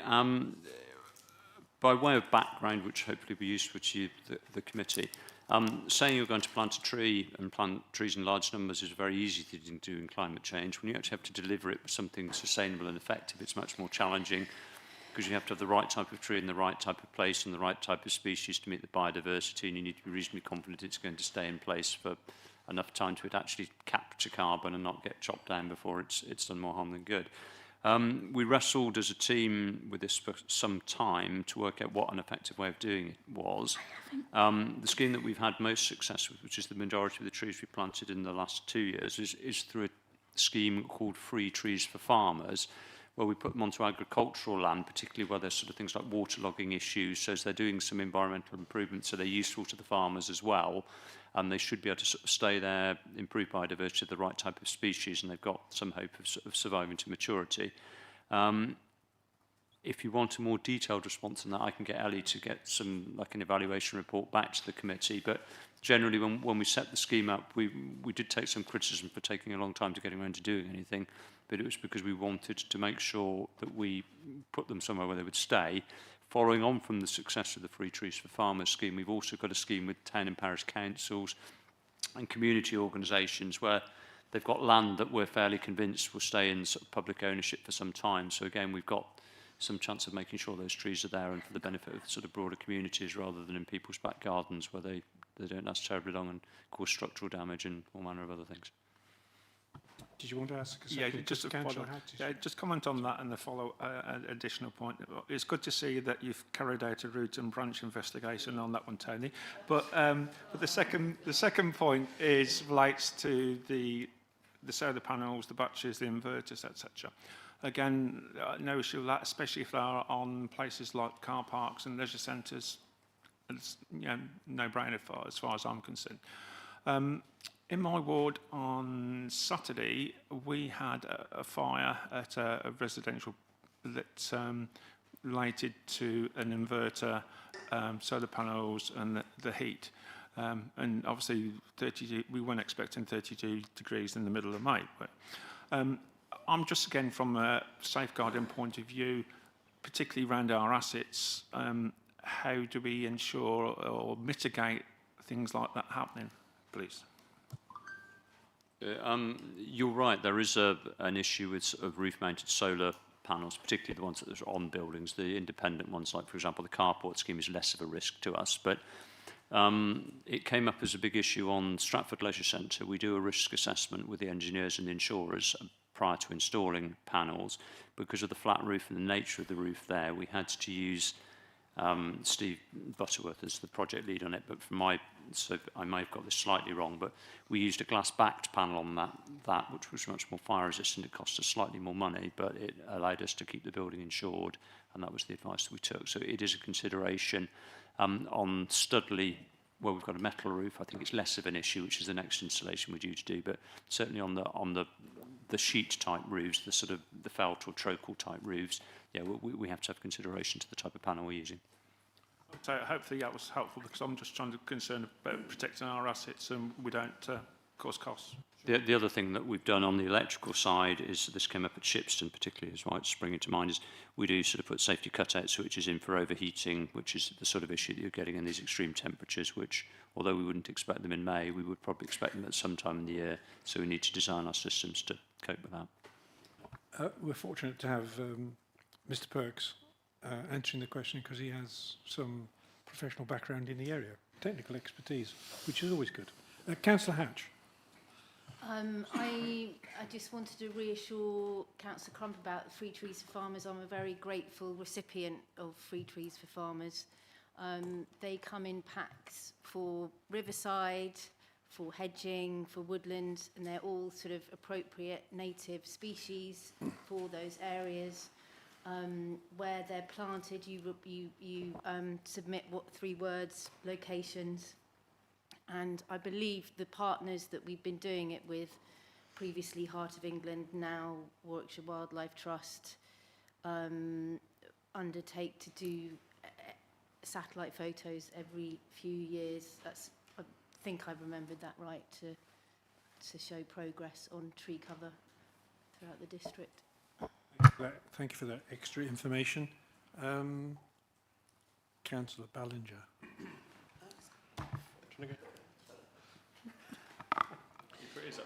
Just on page 40, Chair, can I just ask a question regarding, I'm going to be quite selfish here, because obviously the Greg Leisure Centre is within the town that I am a ward member of.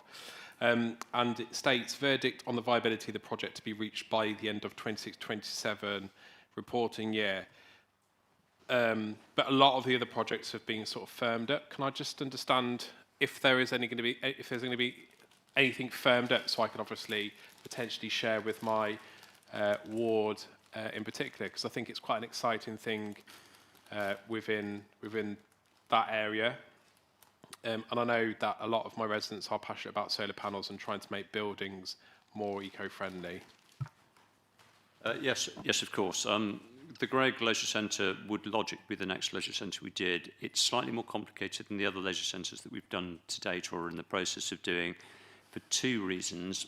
Firstly, the combined electricity supply and an issue with the electrical phasing, which we're having to sort out first, because we've got the Gregg Centre, the Leisure Centre, Orchard House, bizarrely, all on this strange three-phase supply, and there's too much on one phase and not enough on another. So we're separating off the Leisure Centre electrical supply from the others for various reasons to fix that.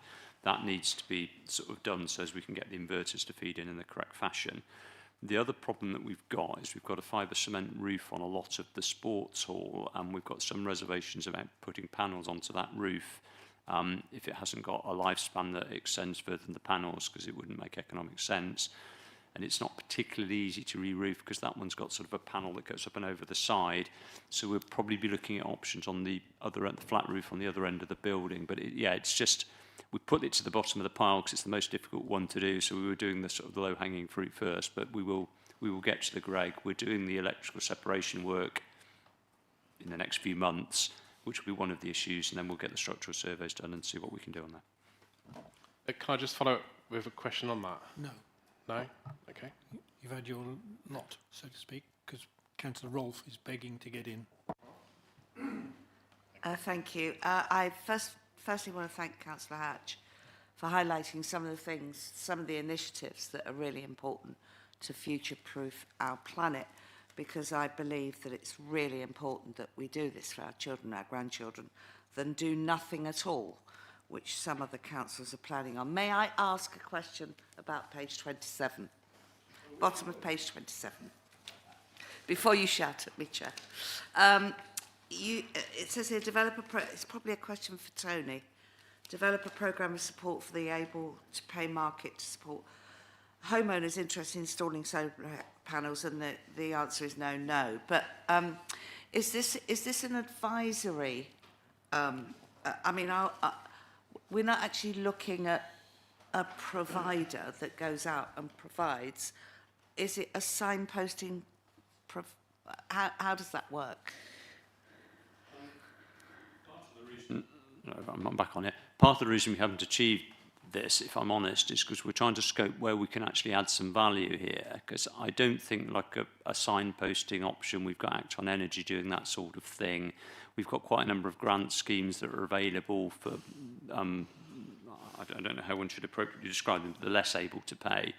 But we feel there's quite a significant gap in the market with sort of people who would in theory be able to pay, but would need to perhaps do it on deferred terms. So whether it was some sort of loan scheme, whether it was access in partnership with somebody, it's the sort of thing we need to scope where the council could use its buying power, lending power to make a difference, and we will need to bring a proposal through the cabinet to work out the risk and return relative to that. But we haven't quite sort of hit on exactly what that should be. We've brainstormed it a bit, but we haven't got the answer to that yet. Hence, I'd rather wait till we've got something useful than bring something random forward. Councillor Rice. Thank you, Chair. It's really a follow-up question to that of Councillor Crump. Well, potentially it is. I'm wondering why £32,000, page 18, is left in the Free Trees for Town and Parish Council scheme out of the 50,000. Is that a timing matter, or is that actually the town and parish councils don't want the trees because of maintaining them? Probably a little bit of each. It is a timing issue that parishes need to sort of work out what they're committing to in the time of planting. And yeah, there is sometimes town and parishes don't engage quite so readily as we might think in some of our initiatives. But we now have a parish liaison officer in Sue Greenall, and one of her tasks will be to sort of make sure that money gets spent effectively and work out there really is no catch to it. They are just free trees, and so long as we plant them and look after them, we'll all be very happy. Thank you very much. Next on the list is Councillor Littlewood. Thank you, Chair. Just going back to Councillor Rolfe's point, if I may, back on page 27, last item, develops a programme of support for able-to-pay market support homeowners interested in solar panels. The utility companies are doing this, and I wonder if perhaps a review of what their terms are, but they do spread it over several years. So maybe they're doing it for us and we could use those resources more sensibly elsewhere. I would agree, Councillor Littlewood, and part of the reason we've not brought something forward is we don't want to wait. It's taxpayers' money we've got here. We don't want to use it frivolously where, laugh from the corner there, where the market can provide that, and the energy companies are providing it. If we can't find anywhere we can add value, then yes, the money would be better spent on a different initiative. Fine. I take it we have dealt now with item 7 on the agenda to everybody's satisfaction. Fine. Move on. Item 8, Cabinet Papers. Now we've identified items 5, 6, 7 and 8, and I know that Councillor Crump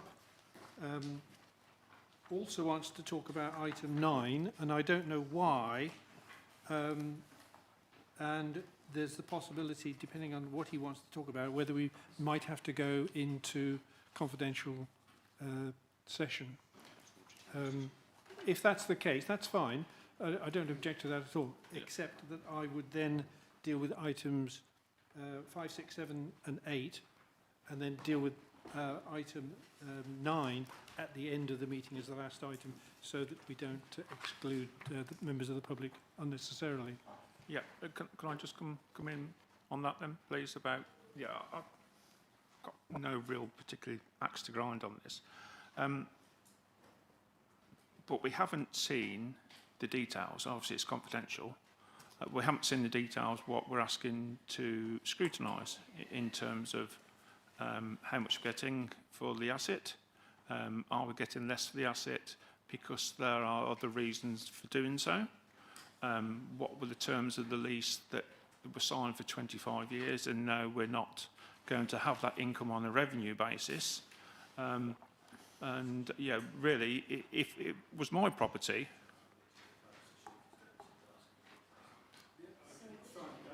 yeah. That's the nature of the questions you want. Yeah, that's the nature of the questions you want to answer. Yeah, there's no particular issue, but if I was selling something of my, if it was my property, yes.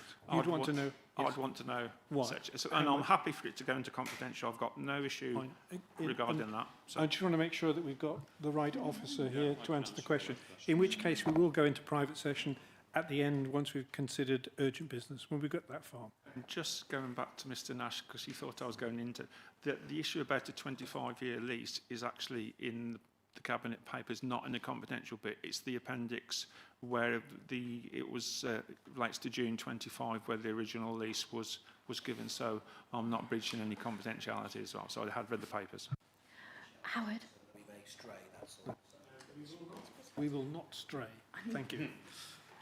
In which case, the first paper that we have chosen to scrutinise, get my right tab,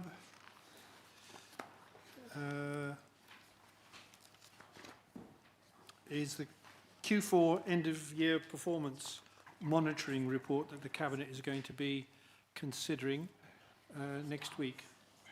Do we have any questions, issues that people want to point to, questions they want to ask, issues they want to raise? I know that there are, I think Councillor Crump has got 1 or 2 questions, or he's notified me of them. Yeah, are you happy for that? I go through those? Sure, absolutely.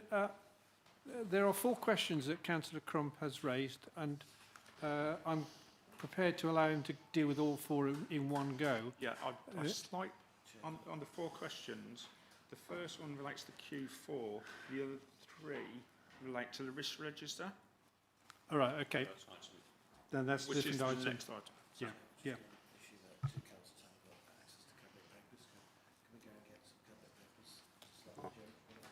There's one. That's including the blue paper at the back. Yeah. I wouldn't mind I can remember what the blue paper says, actually. Yeah, I haven't got it either. Can you two use that one? Is that all right? Yeah. Are you going to share? I was going to get another one. So. Oh, right, okay, thank you. Are we happy to proceed? Fine, okay. Councillor Crump. Got a few, so if I do want to start off with, then if others want to come in, and if you can let me come back later with, yeah, I don't want to, yeah. We are now talking about, Councillor Crump has got questions about item 5 on the Cabinet agenda, the quarterly performance report. Right. Yeah, I think the first one's a general point on the papers. Quite a few of the areas where we're not achieving the actual target are mainly, from what I can see, related to issues regarding staffing, vacancies, potential ICT issues, and that's meant we've missed our target. There is a consistent theme. I can look at several.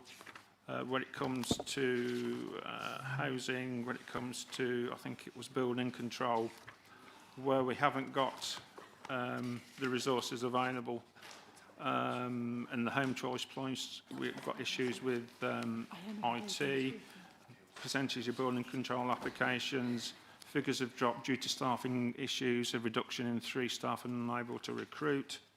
So there seems to be a bit of a theme, and that seems to tie in with the risk register as well, that is one of our highest risks, that staffing is becoming a problem.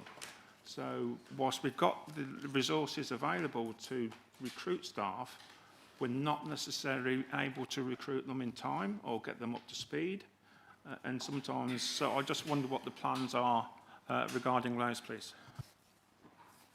I don't wish to stifle discussion of that item, but I do also think that the points you raise may be of interest to members of the Employment Committee as a staffing issue generally, if that's what you're raising.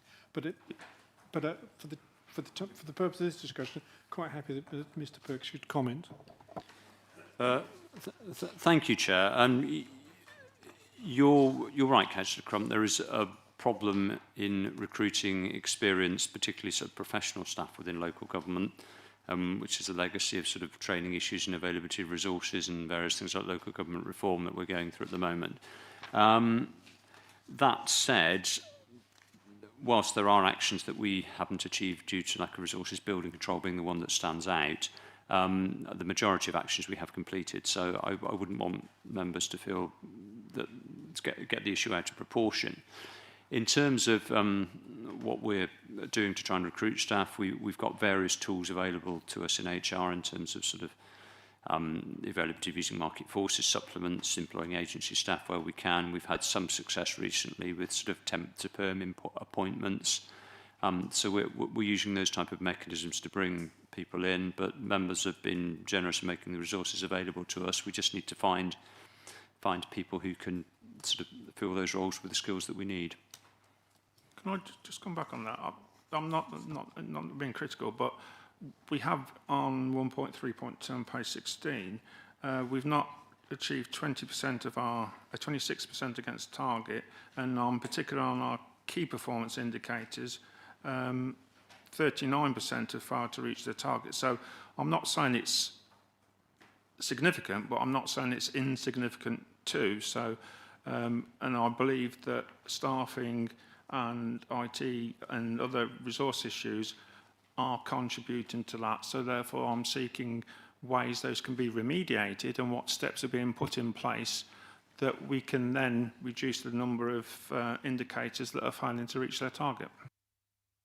I think what you're pointing at is that the issue for this committee to feed back to the Cabinet is that there is a point of concern, and Cabinet should, what we're urging would be for the Cabinet to take note of the issue and address it either themselves directly or through the Employment Committee or however else they think is the appropriate route. But it needs attention. Yeah, and it's further backed up when you look at the risk register regarding staffing. That's our highest risk.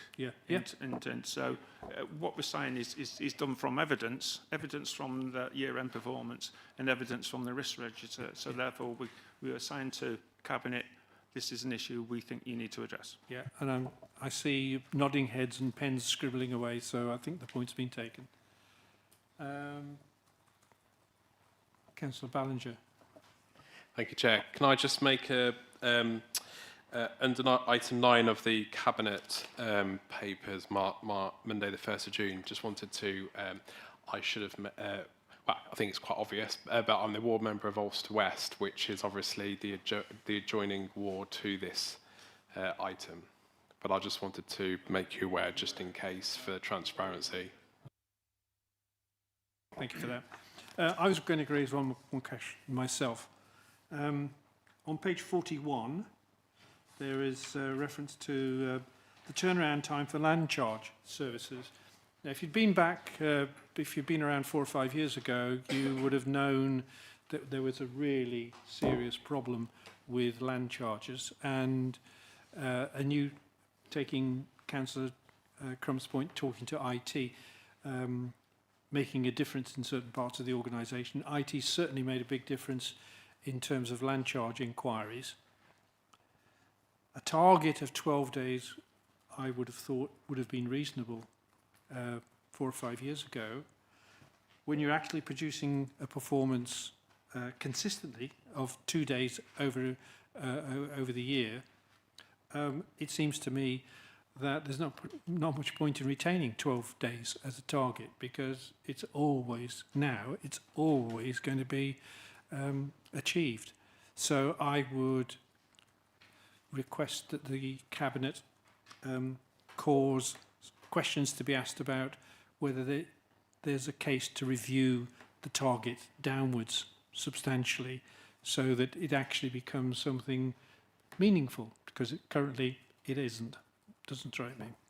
A trivial point perhaps, but nevertheless the general point is that targets ought to be stretching but achievable, rather than, it seems to me this is a fossilised one that's now out of date. That's only one view. So, if I can come in on that one, I think somebody not too far away from you should be recognised for the credit for the amount of work he did in helping turn around the land charges situation. And I'm sure Mr. Nash is too modest to mention his name, but I will. So, well done, Mr. Nash. Thank you for that. Subtle, as some oh. I think there's government guidance that I think it's about 10 days that a search needs to be, something like that. The turnaround time. I'll leave it to you. Are there any more questions on Q4 performance? I'll come to Councillor Rice. Actually, I've got a couple, Chair. Yeah, bang away. Oh, bang away. Okay, I'll bang away. Upper Lighthorn, page 31. The final column description of, I hesitate to use the word excuses. I've written a rude word against it, because frankly, it says nothing at great length, and I do wonder what remobilising means. We're in the process of remobilising, blah, blah, blah, blah. Clearer timescales can be provided through the process of remobilisation. I suppose the question, Tony, is when? Okay. I can't claim the credit for the eloquent prose that has been added to that column, but I can give you an update on where we are with that and tell you perhaps a little more, slightly more understandable language, what's gone on. We are, through a Section 106 agreement, committed to building a community centre and doctor surgery at Upper Lighthorn, as I think I've shared with you before. We're dependent on the land being released by the land consortium who own it to allow us to build the development out, and it needs to be built as part of a village centre. For various land contractual reasons, there's been a significant delay in sort of the site being handed over. In fact, even the site being confirmed to us, we've got roughly where it is. We started off with good intentions and got the design done. We've engaged with the health service. We've got a REBA design for the place, but we now need to know specifically which part of the site it's going on before we can go any further without wasting money on abortive design work. So I think what my officer here is saying is we basically had to shut the project down until we got given the land. Really quite recently, that's got a bit more initiative again. I would hope that we would have land released to us by the summer. We are mobilising the team again because we now know which bit of land it's going to be. So, yeah, we should hopefully get the design for that done by the end of the year. Okay. Question 2, yes.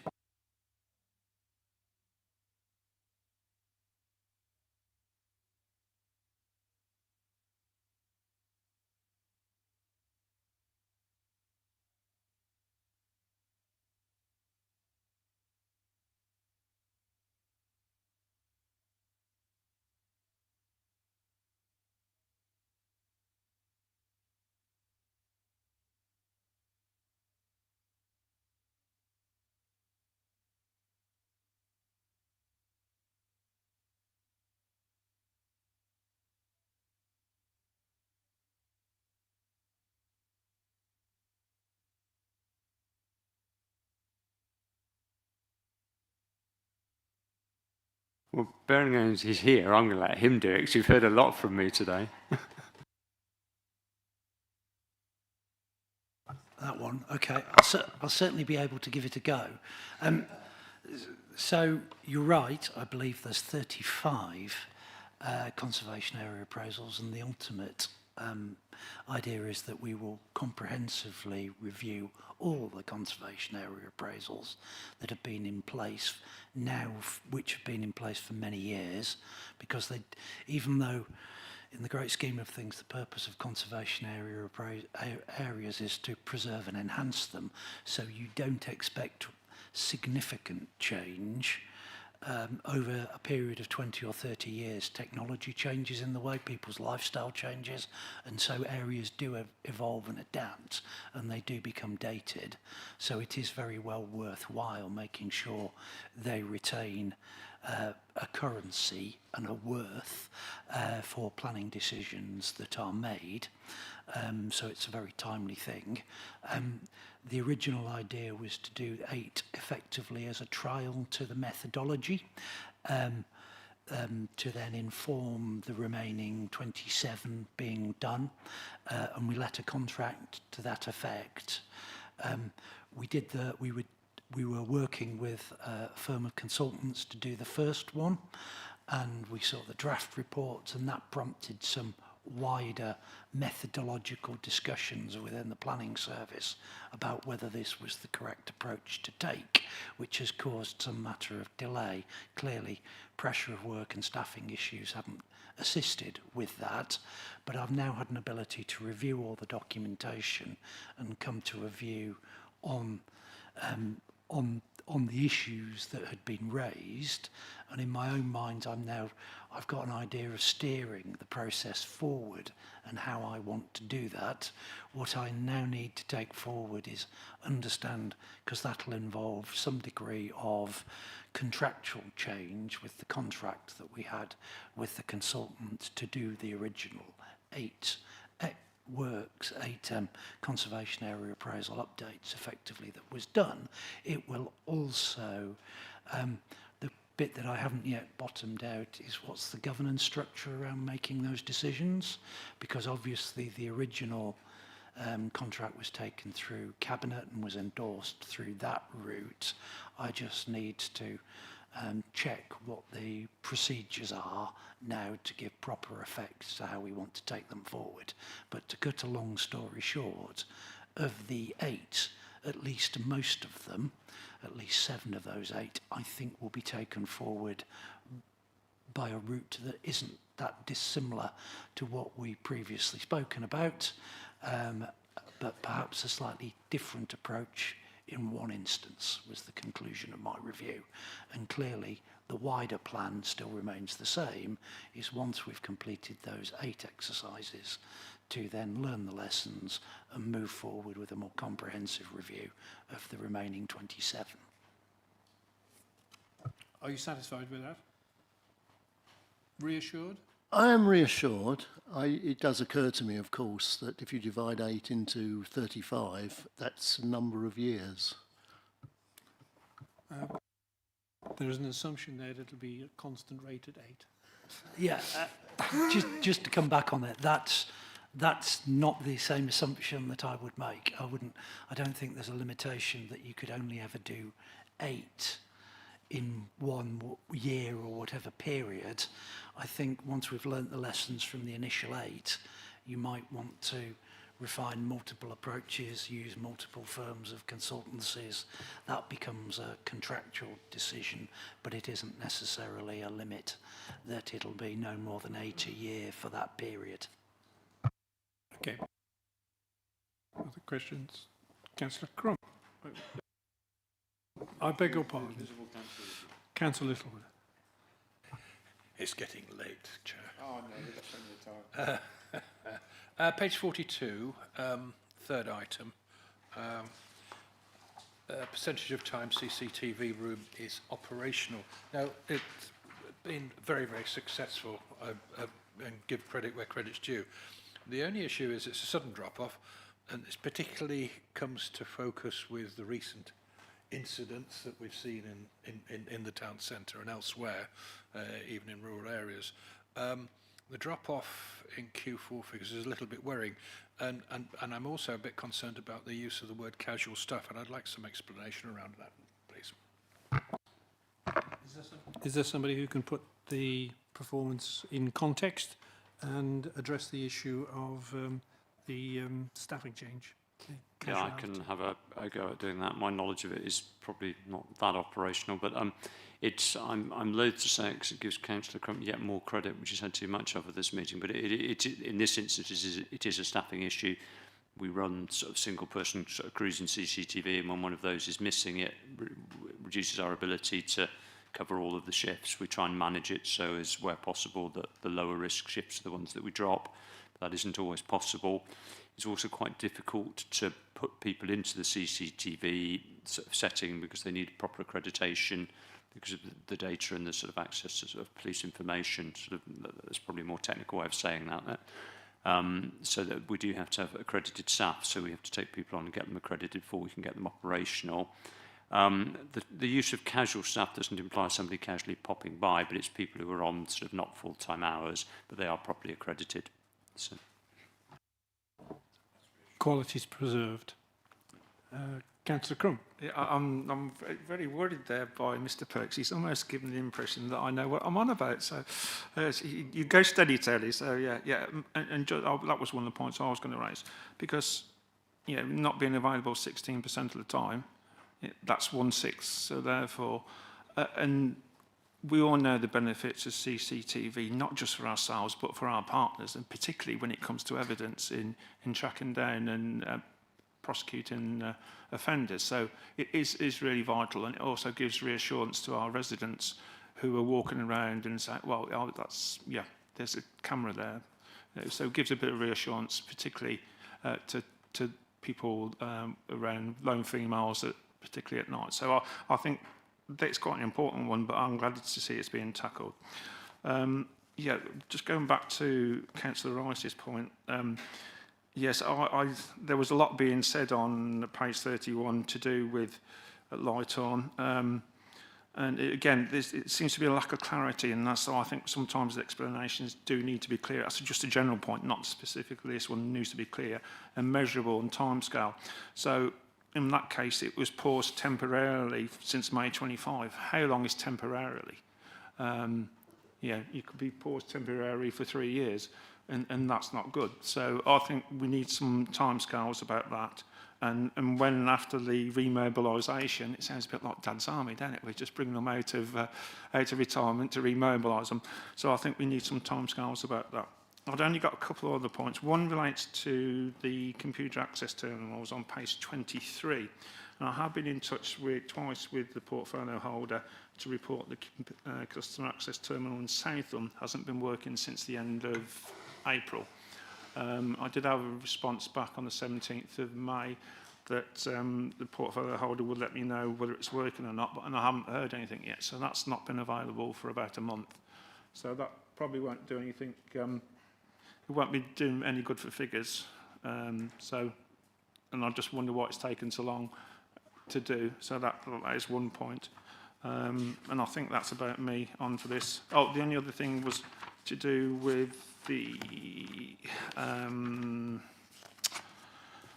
contamination rate, which hasn't been achieved, the 14% compared to that. We know it's all been in the press that our recycling rate is the best in the country, which was laudable.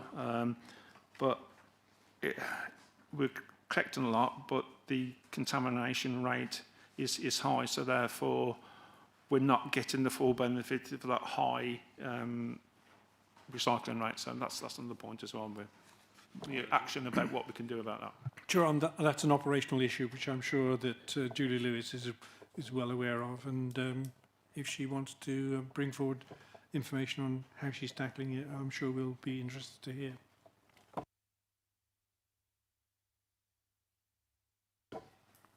If you have a meaningful contribution to make, please make it.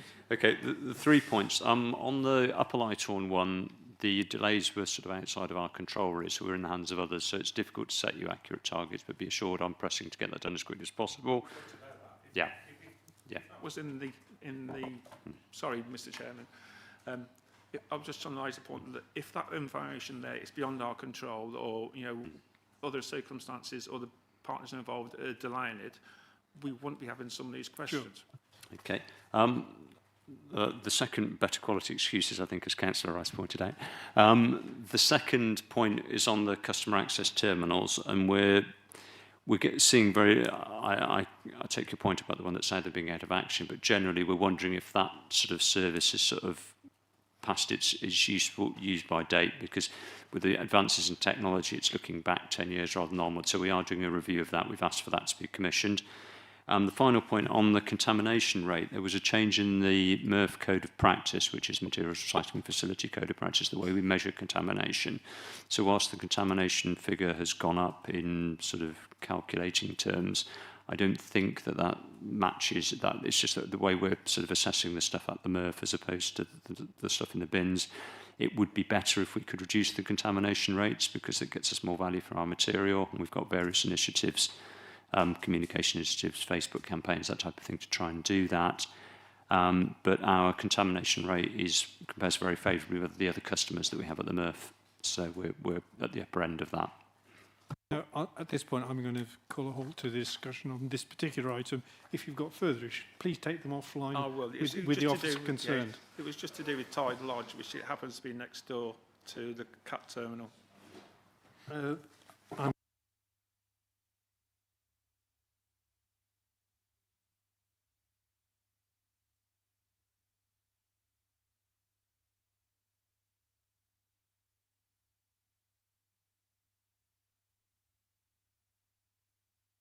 I'm aware that in the past this has not always been reviewed annually, and the practice has changed. So this is a paper that would normally be now dealt with annually. I know that Councillor Crump does have questions that he wants to pose, and I hand the floor to him. I'm more than happy if others want to go in first, because instead of listening to me all the time. You've gone through the process of actually preparing questions and notifying us. So the floor is yours. Is that a brownie point, Mr Chairman? Nearly. Oh, good man, thank you. Yeah, I think on page 57, this seems to be one of our biggest risks. The gross risk and the existing current net risk, where we're looking at recruitment and retention of staff, and it's actually tying in with the previous item regarding performance.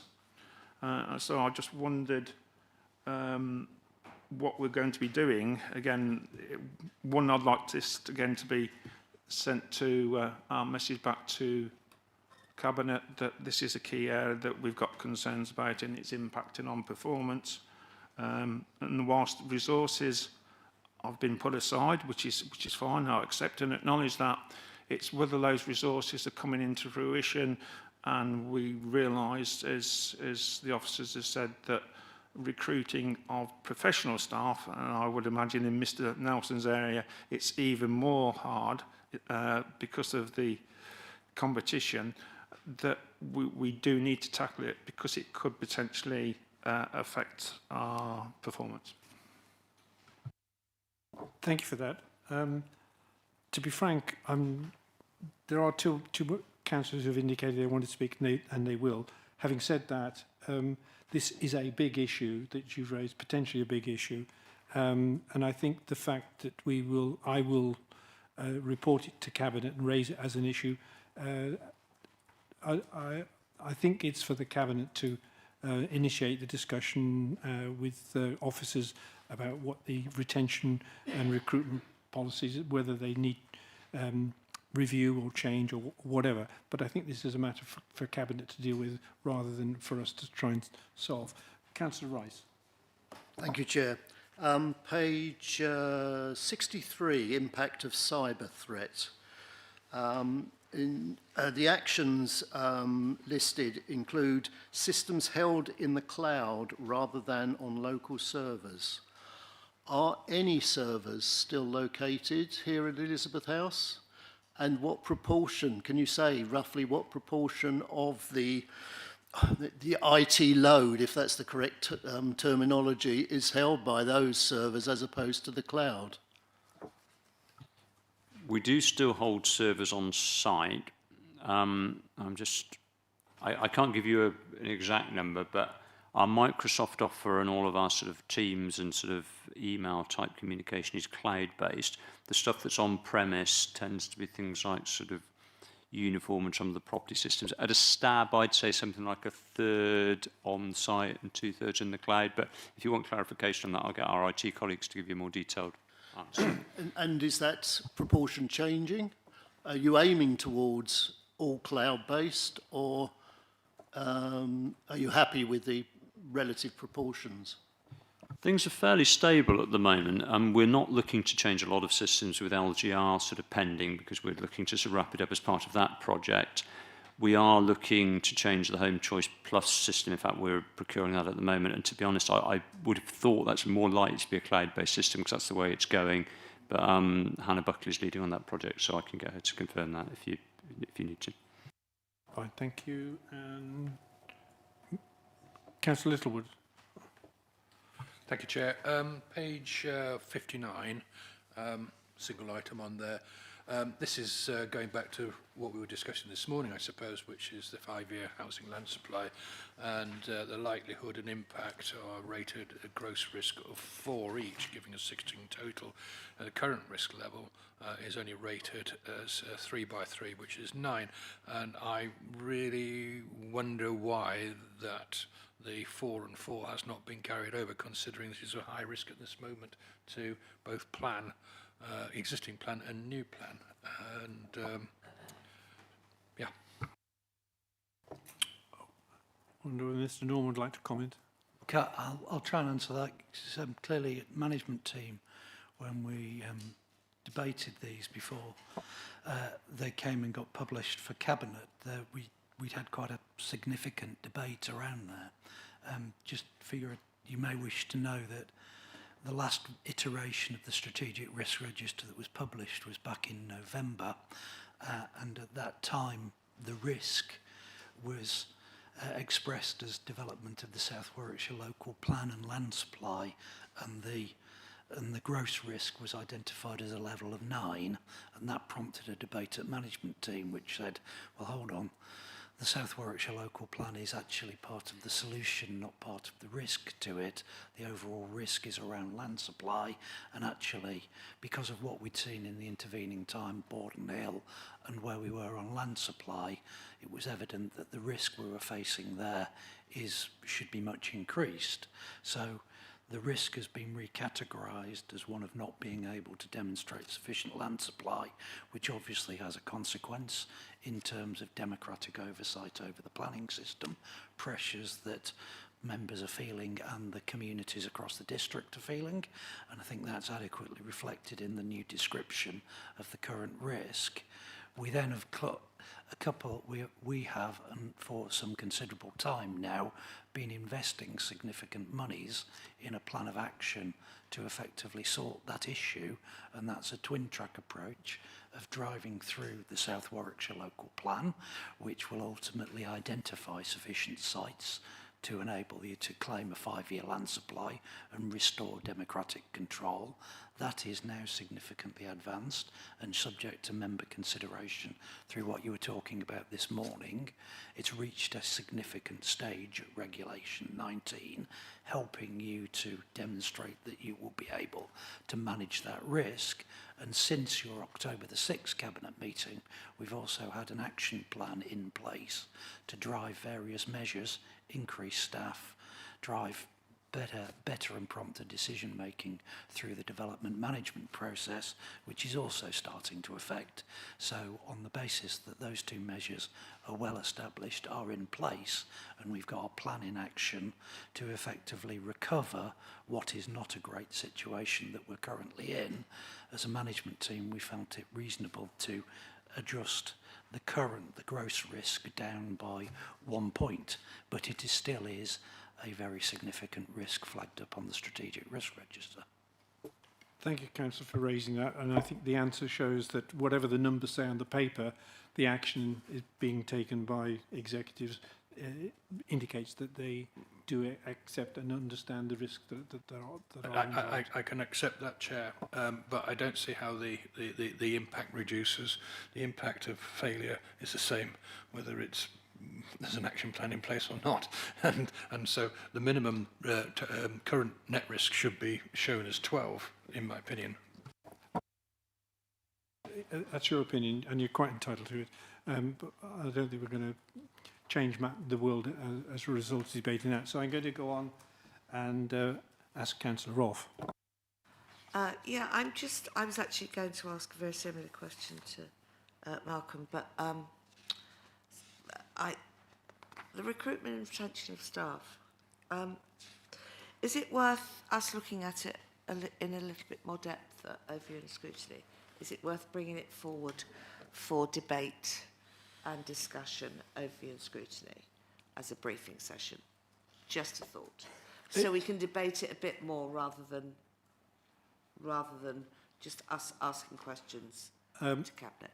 Can we just note that as a suggestion and a request? Sure. I would like to have an opportunity to discuss that with officers as to which committee would be the right committee to deal with that. Thank you. Thank you, Chair. Thank you. Councillor Sarah Haley-Waggins. Whaley Huggins. It's all right, Chair. I would endorse what Kate, Councillor Rolfe asked just then. That was one of my queries, was given the serious nature with regard to staffing, whether it would be appropriate to come before us.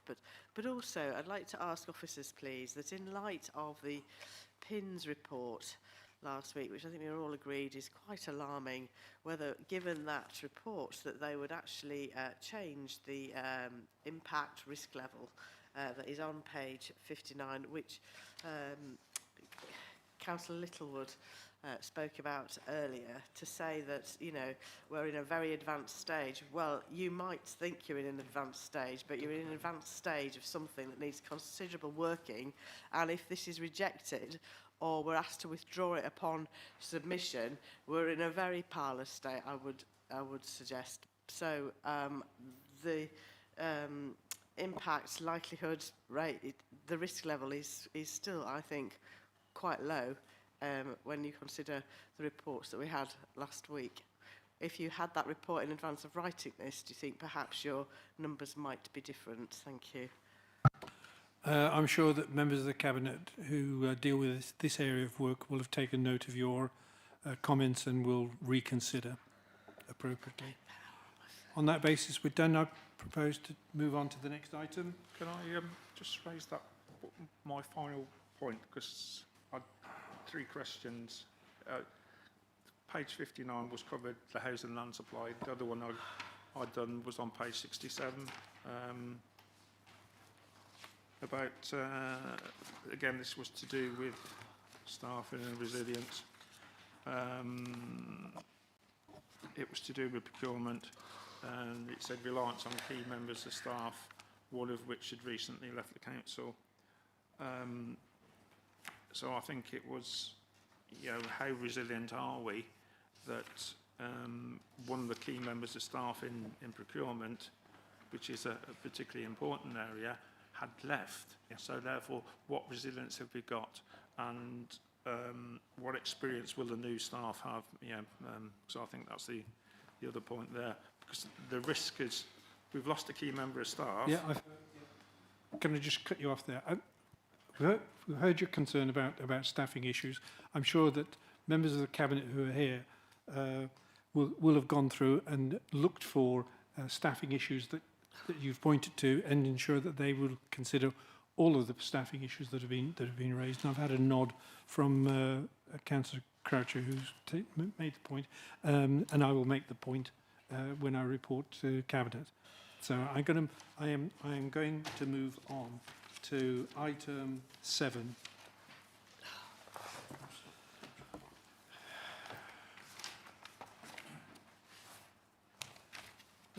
This is a related matter to that staffing issue that we were just talking to. Mr. Nelson, would you like to is there anything you want to say before I invite questions? In view of the timings here, I'll keep it very, very brief. Clearly, the report that's coming through to Cabinet is taking forward effectively the first of the measures that was agreed at October Cabinet in providing clarity over the interim policy position that we face because we can't demonstrate a 5-year land supply. So it's giving effect to one of the things. Clearly that's been slightly delayed in terms of coming forward from where we wanted to do. Partly that's due to staffing issues. You're pleased to see that Tom is sitting to my left, so it shows that some of the measures we have in place to mean we can recruit and retain staff are effective to that effect. But the other thing is actually we had quite a substantial response to the public consultation on it, which we've used to what we hope adds some value in the final version of the IPPS that's going to be reported through to Cabinet for endorsement next week. But I'm happy to take any questions and may well defer to Tom, who's done much of the grunt work on it. Thank you. Do we have questions?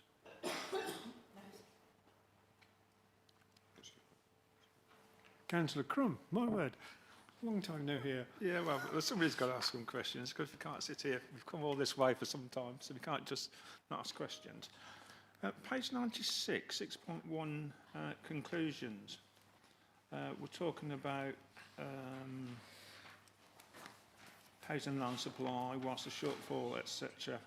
And we're talking about average housing delivery across the district from the period 2015-16 to 23-24 was 1,229 dwellings per year. And it said this gives confidence. Did I hear somebody silent? Is there a problem? No, carry on. Carry on. Yeah, this gives confidence that the capacity exists in the construction sector and market demand is sufficient to enable delivery to happen should additional housing and land supply be released through the planning system. Well, 23-24 was nearly 3 years ago. We've got high inflation, high unemployment, cost of living.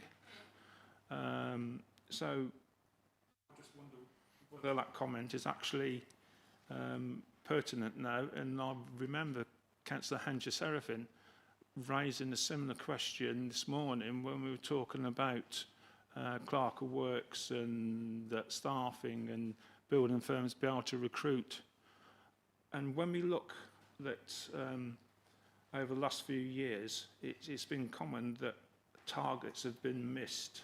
Because when we were talking about, the government was talking about 1.5 million houses over the period of the Parliament, which was 300,000 a year roughly, we've got nowhere near that. And I know that Stratford might be slightly different to different parts of the area, but I'm just wondered about how that's been sense checked in light it's nearly 3 or 4 years out of date.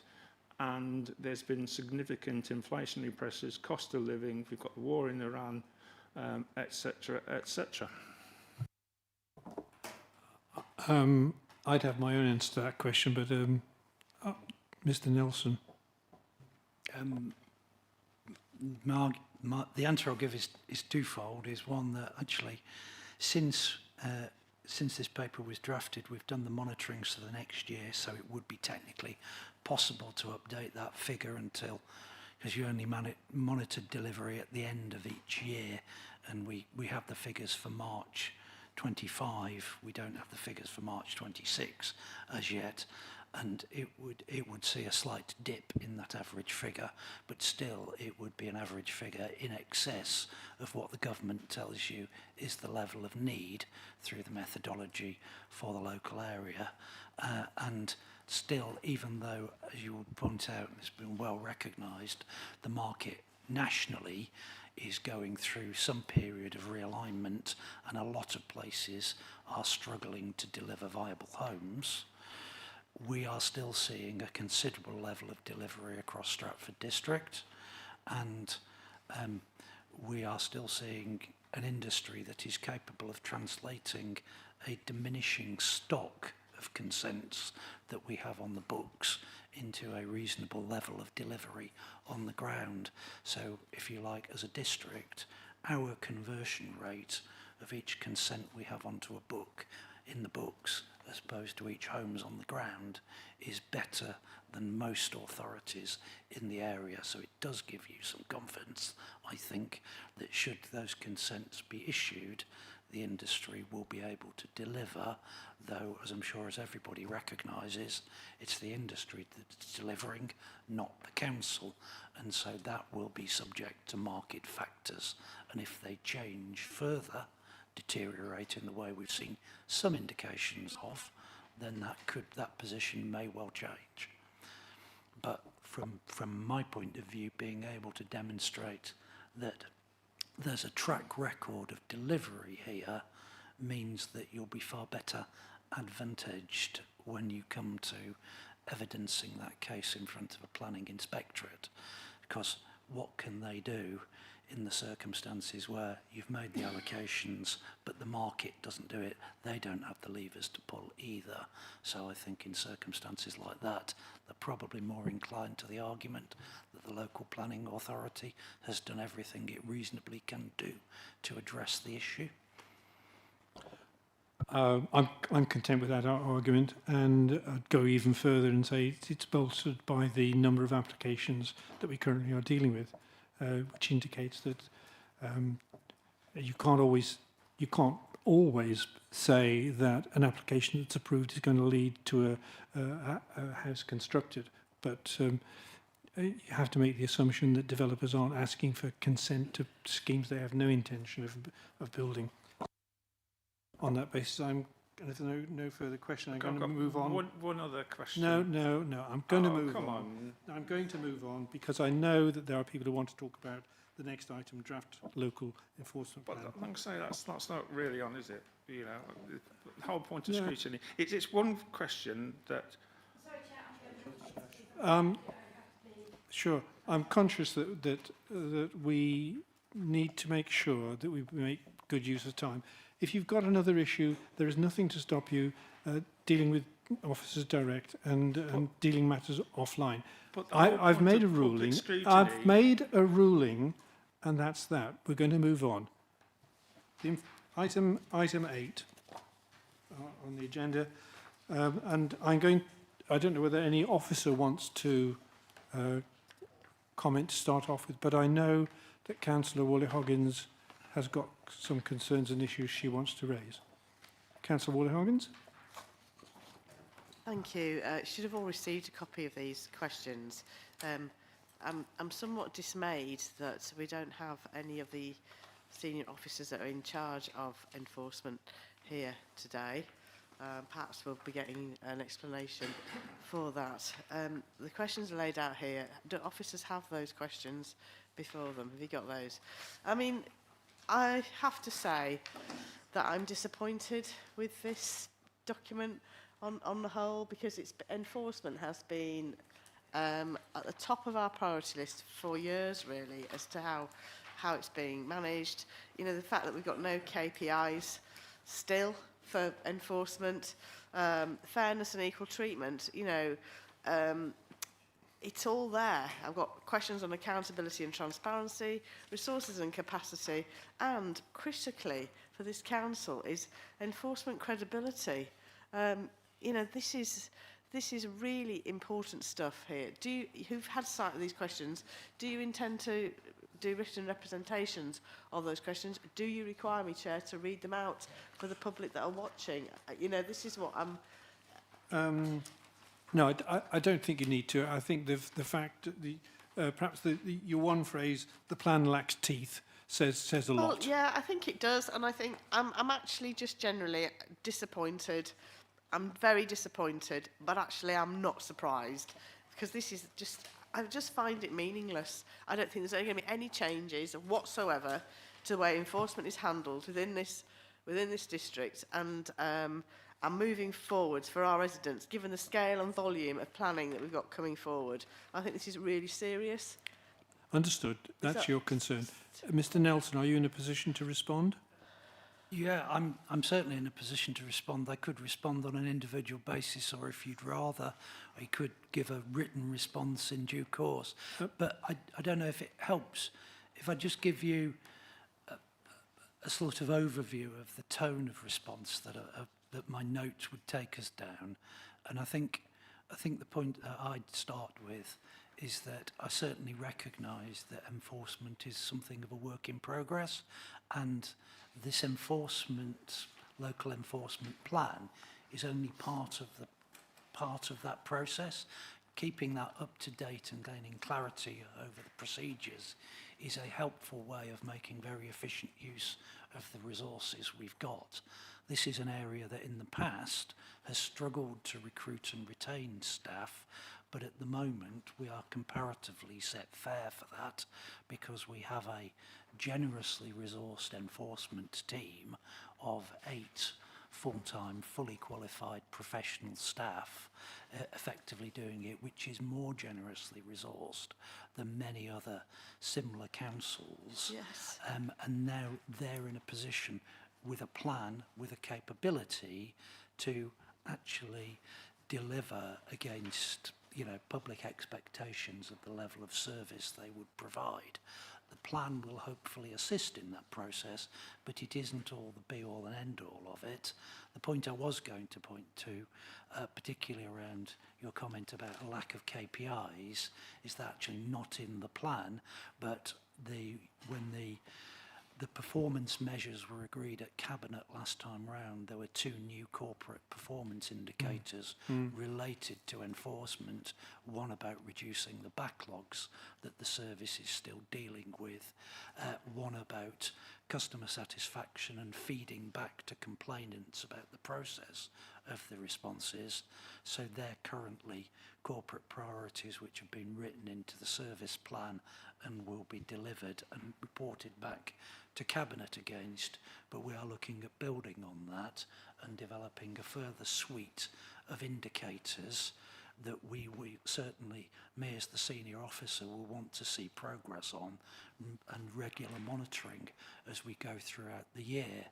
And one of the matters that I think may be an interesting discussion is what level of that information is wanting to be shared, particularly with regulatory committee, because I do realise there is a job to increase member confidence across the board in some of those transparency and the nature of some of those enforcement decisions that are being made.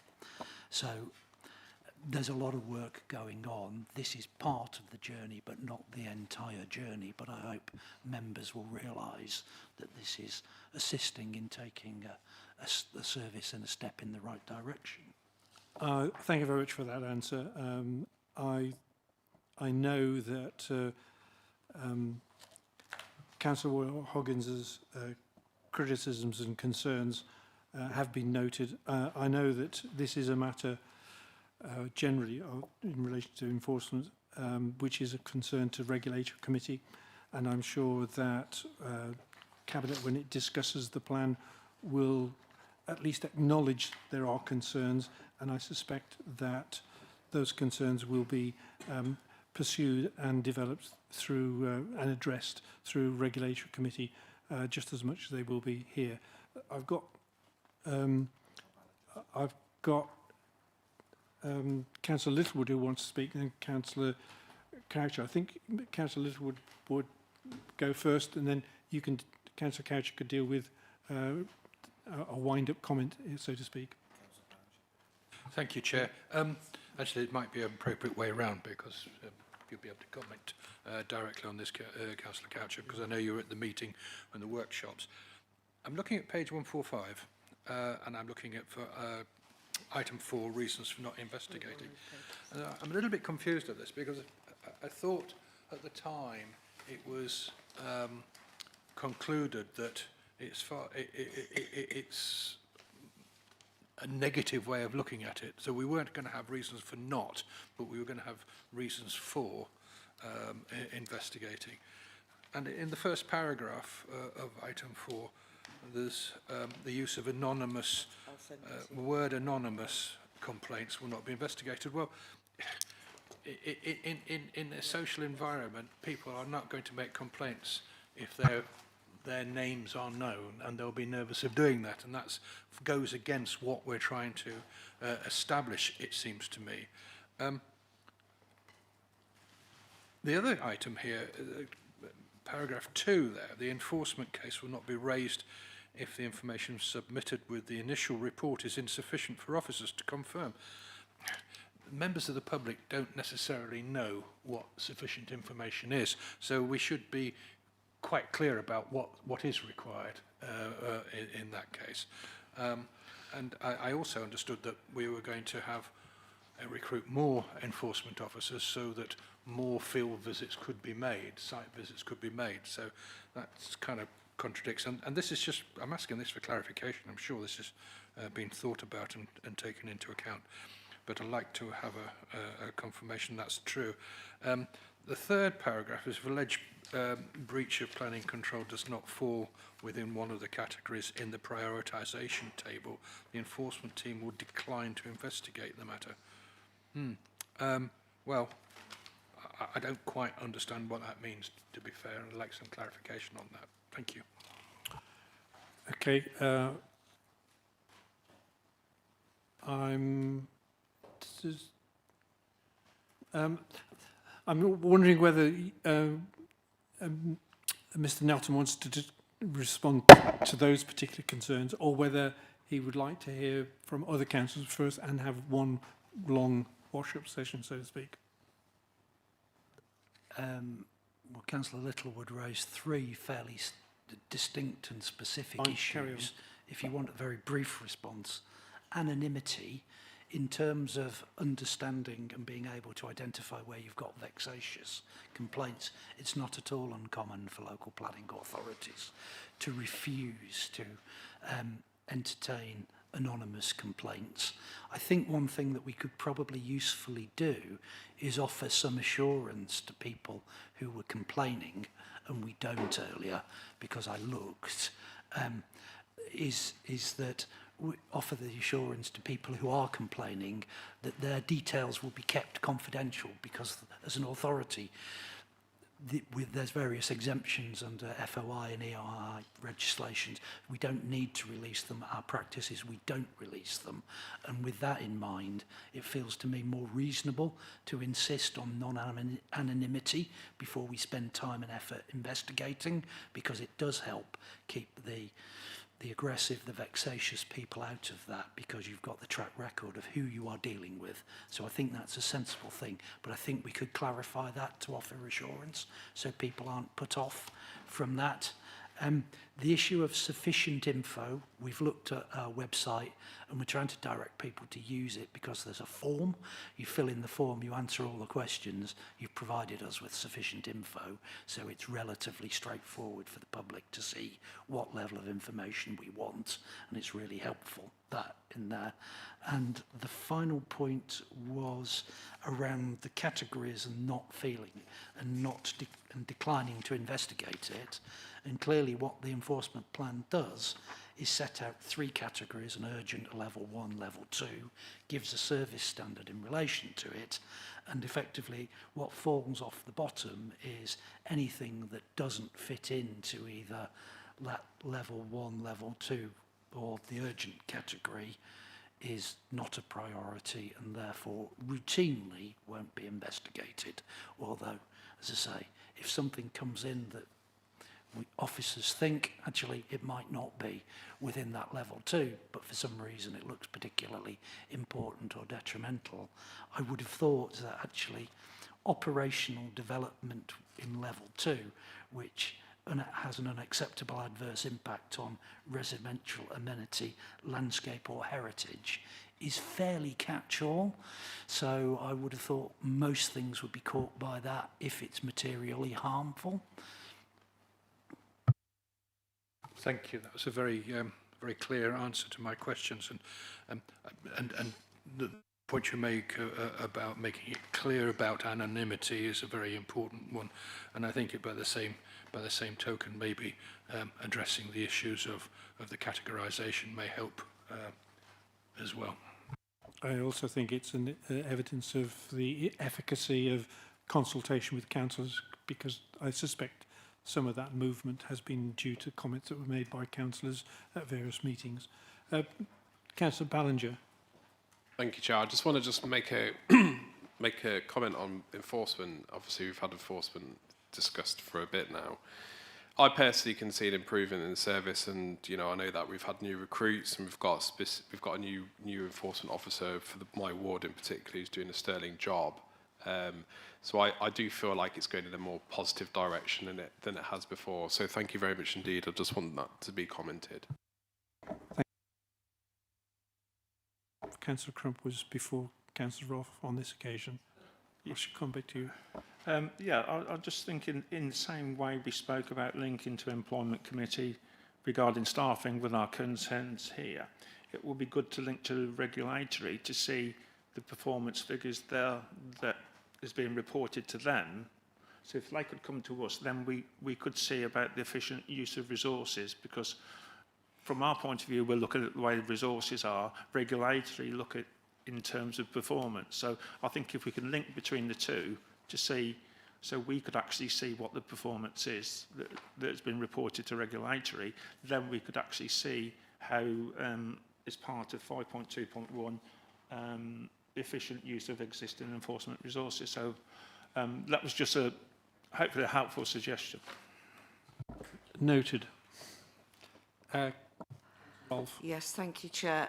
If I was to be asked the three things that, after years of being a councillor, the three things that matter to residents more than anything else, it's traffic congestion, potholes, and enforcement. Because from their point of view, and it's always very personal, from their point of view, it means so much to them, it matters so much to them. And I have to endorse what Councillor Barringer has just said. The thing that's made my life so much easier in the last year is Alison Willers. And I just want to have a huge shout out to Alison, because she has helped me and residents in my ward understand so much more about enforcement. And with thank goodness for Alison Willers, because I'm not sure any of us around this table truly understand why a building continues to be built when it's 3 stories too high, 4 metres too wide, and has got, whatever. And nobody ever understands why it continues. But Alison has seemed to make me, she's helped me hugely. So thank you for that. I would like to think, I endorse this policy. I'd like to think that there's still wriggle room within it, and that we get a little bit more. I mean, we've all had those, we're closing the case now. And in some circumstances, I have asked for it to continue. It's been a battle, but, 7 times out of 10 I've won. So I'd just like to say thank you. Thank you. I personally endorse the Alison Willers comments. I've had personal dealings with her. Excellent. Thank you. Councillor Coucher, would you like to respond in any way you think is appropriate? I just wanted to make three points. One is that enforcement is not a separate activity. It's an integrated part of the planning service, and that's one of the things that we've been trying to do, is to make sure that both in terms of the conditions, they are enforceable, and also in terms of implementation, and that's going to be extremely important when it comes to the South Warwickshire local plan, and particularly large areas that we have got resources for implementation. Alison has been part of that structure, but we will need to expand it further.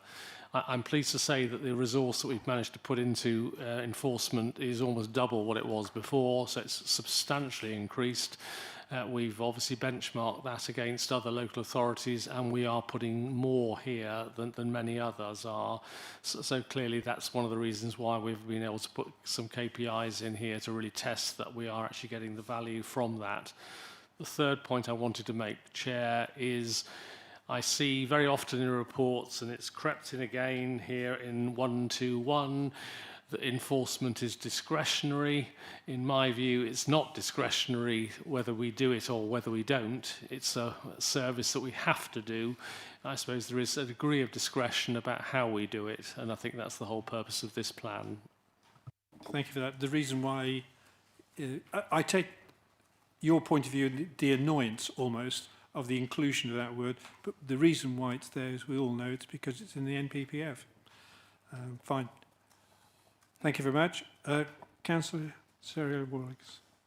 Yes, I'm probably going to take you up on your offer, Mr Nelson, and speak to you later about my questions, so, or if you want to do written responses, but I'm actually feeling deeply unwell and I'd like to go home. So my apologies, but I'm going to leave the meeting now, Chair. Thank you.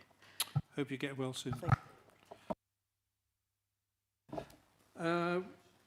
Conclusion of that matter, item 8. We now move on to item 10. I presume Mr Perks is going to provide the update. Yes. What am I giving you an update on? Devolution and local government reorganisation. Oh, yes, of course. Yes. Yeah. We haven't done item 9, we're doing that at the end. No, we've done that. We haven't, no, item 9 was the... Item 9 from the Cabinet. Yes. Item 9 on our ONS. Right.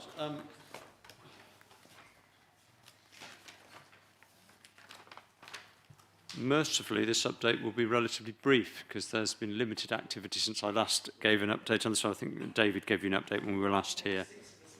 That's right. We were Symbian Court and we can pull the whole thing off.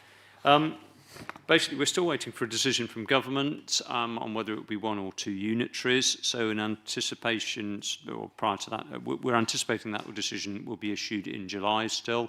Was the latest update that we'd had, that they're intending to sort of make an announcement sometime around the 16th of July before Parliament rises. So we are in anticipation of that, sort of as officers, sort of trying to do sort of data gathering and putting together sort of structures of, sort of stuff that we're going to need, whatever the outcome is, sort of contract registers and that type of stuff. So that work's ongoing. There's been a sort of officers getting to know who their corresponding number in the opposite places are type event. So we've been doing work like that. But substantive service design we're delaying until such time as we've got the nod as to which way we're going. The only other thing that is probably worthy of mentioning to the group is that there's been a meeting called by CLG for Friday with the chief executives to start talking about sort of how we see the structural changing order shaping up, a member representation, whether that's sort of what the member boundaries would be, the number of members per ward. I don't quite know what they're going to tell us because we haven't had the meeting yet, but we're getting those discussions will be starting at the back end of this week. I don't think there's much else to say, but happy to take any questions. Are there any questions? Thank you. Any further movement on strategic authority? Worcestershire and Herefordshire, I think it was, wasn't it? No, that hasn't been. Fine, thank you. Moving on, item 11. Minutes from the Climate Change Panel are to be noted. They are noted. Item 12, minutes of the Housing Delivery Advisory Group, minutes to be noted. They are noted. Urgent business. Is there any urgent business? No, that's not urgent. Yeah. No, there's no urgent business. So the one item we have to come back to is item 9 on the Council's, the Cabinet's agenda to do with Orchard House. Sure. Now, on that basis, do we need to go into confidential setting? Can I propose that we go into confidential, yes. please? In which case, there's a... We have got part blue on it, so yes, it should be. That's what you need to know. Yeah. Are you happy to second that, Chair? We are moving into confidential section, and I have to read out that pursuant to section 100A brackets 4 of the Local Government Act 1972 as amended, the public be excluded from the remaining business of the meeting in view of the fact that the nature of the proceedings will be such that if the public were present, there would likely be disclosure to them of exempt information under paragraph 3 of part 1 of schedule 12A to the said act as amended. So, proposed and seconded, Chair. Proposed? Thank you. Seconded, Councillor Littlewood. Are we in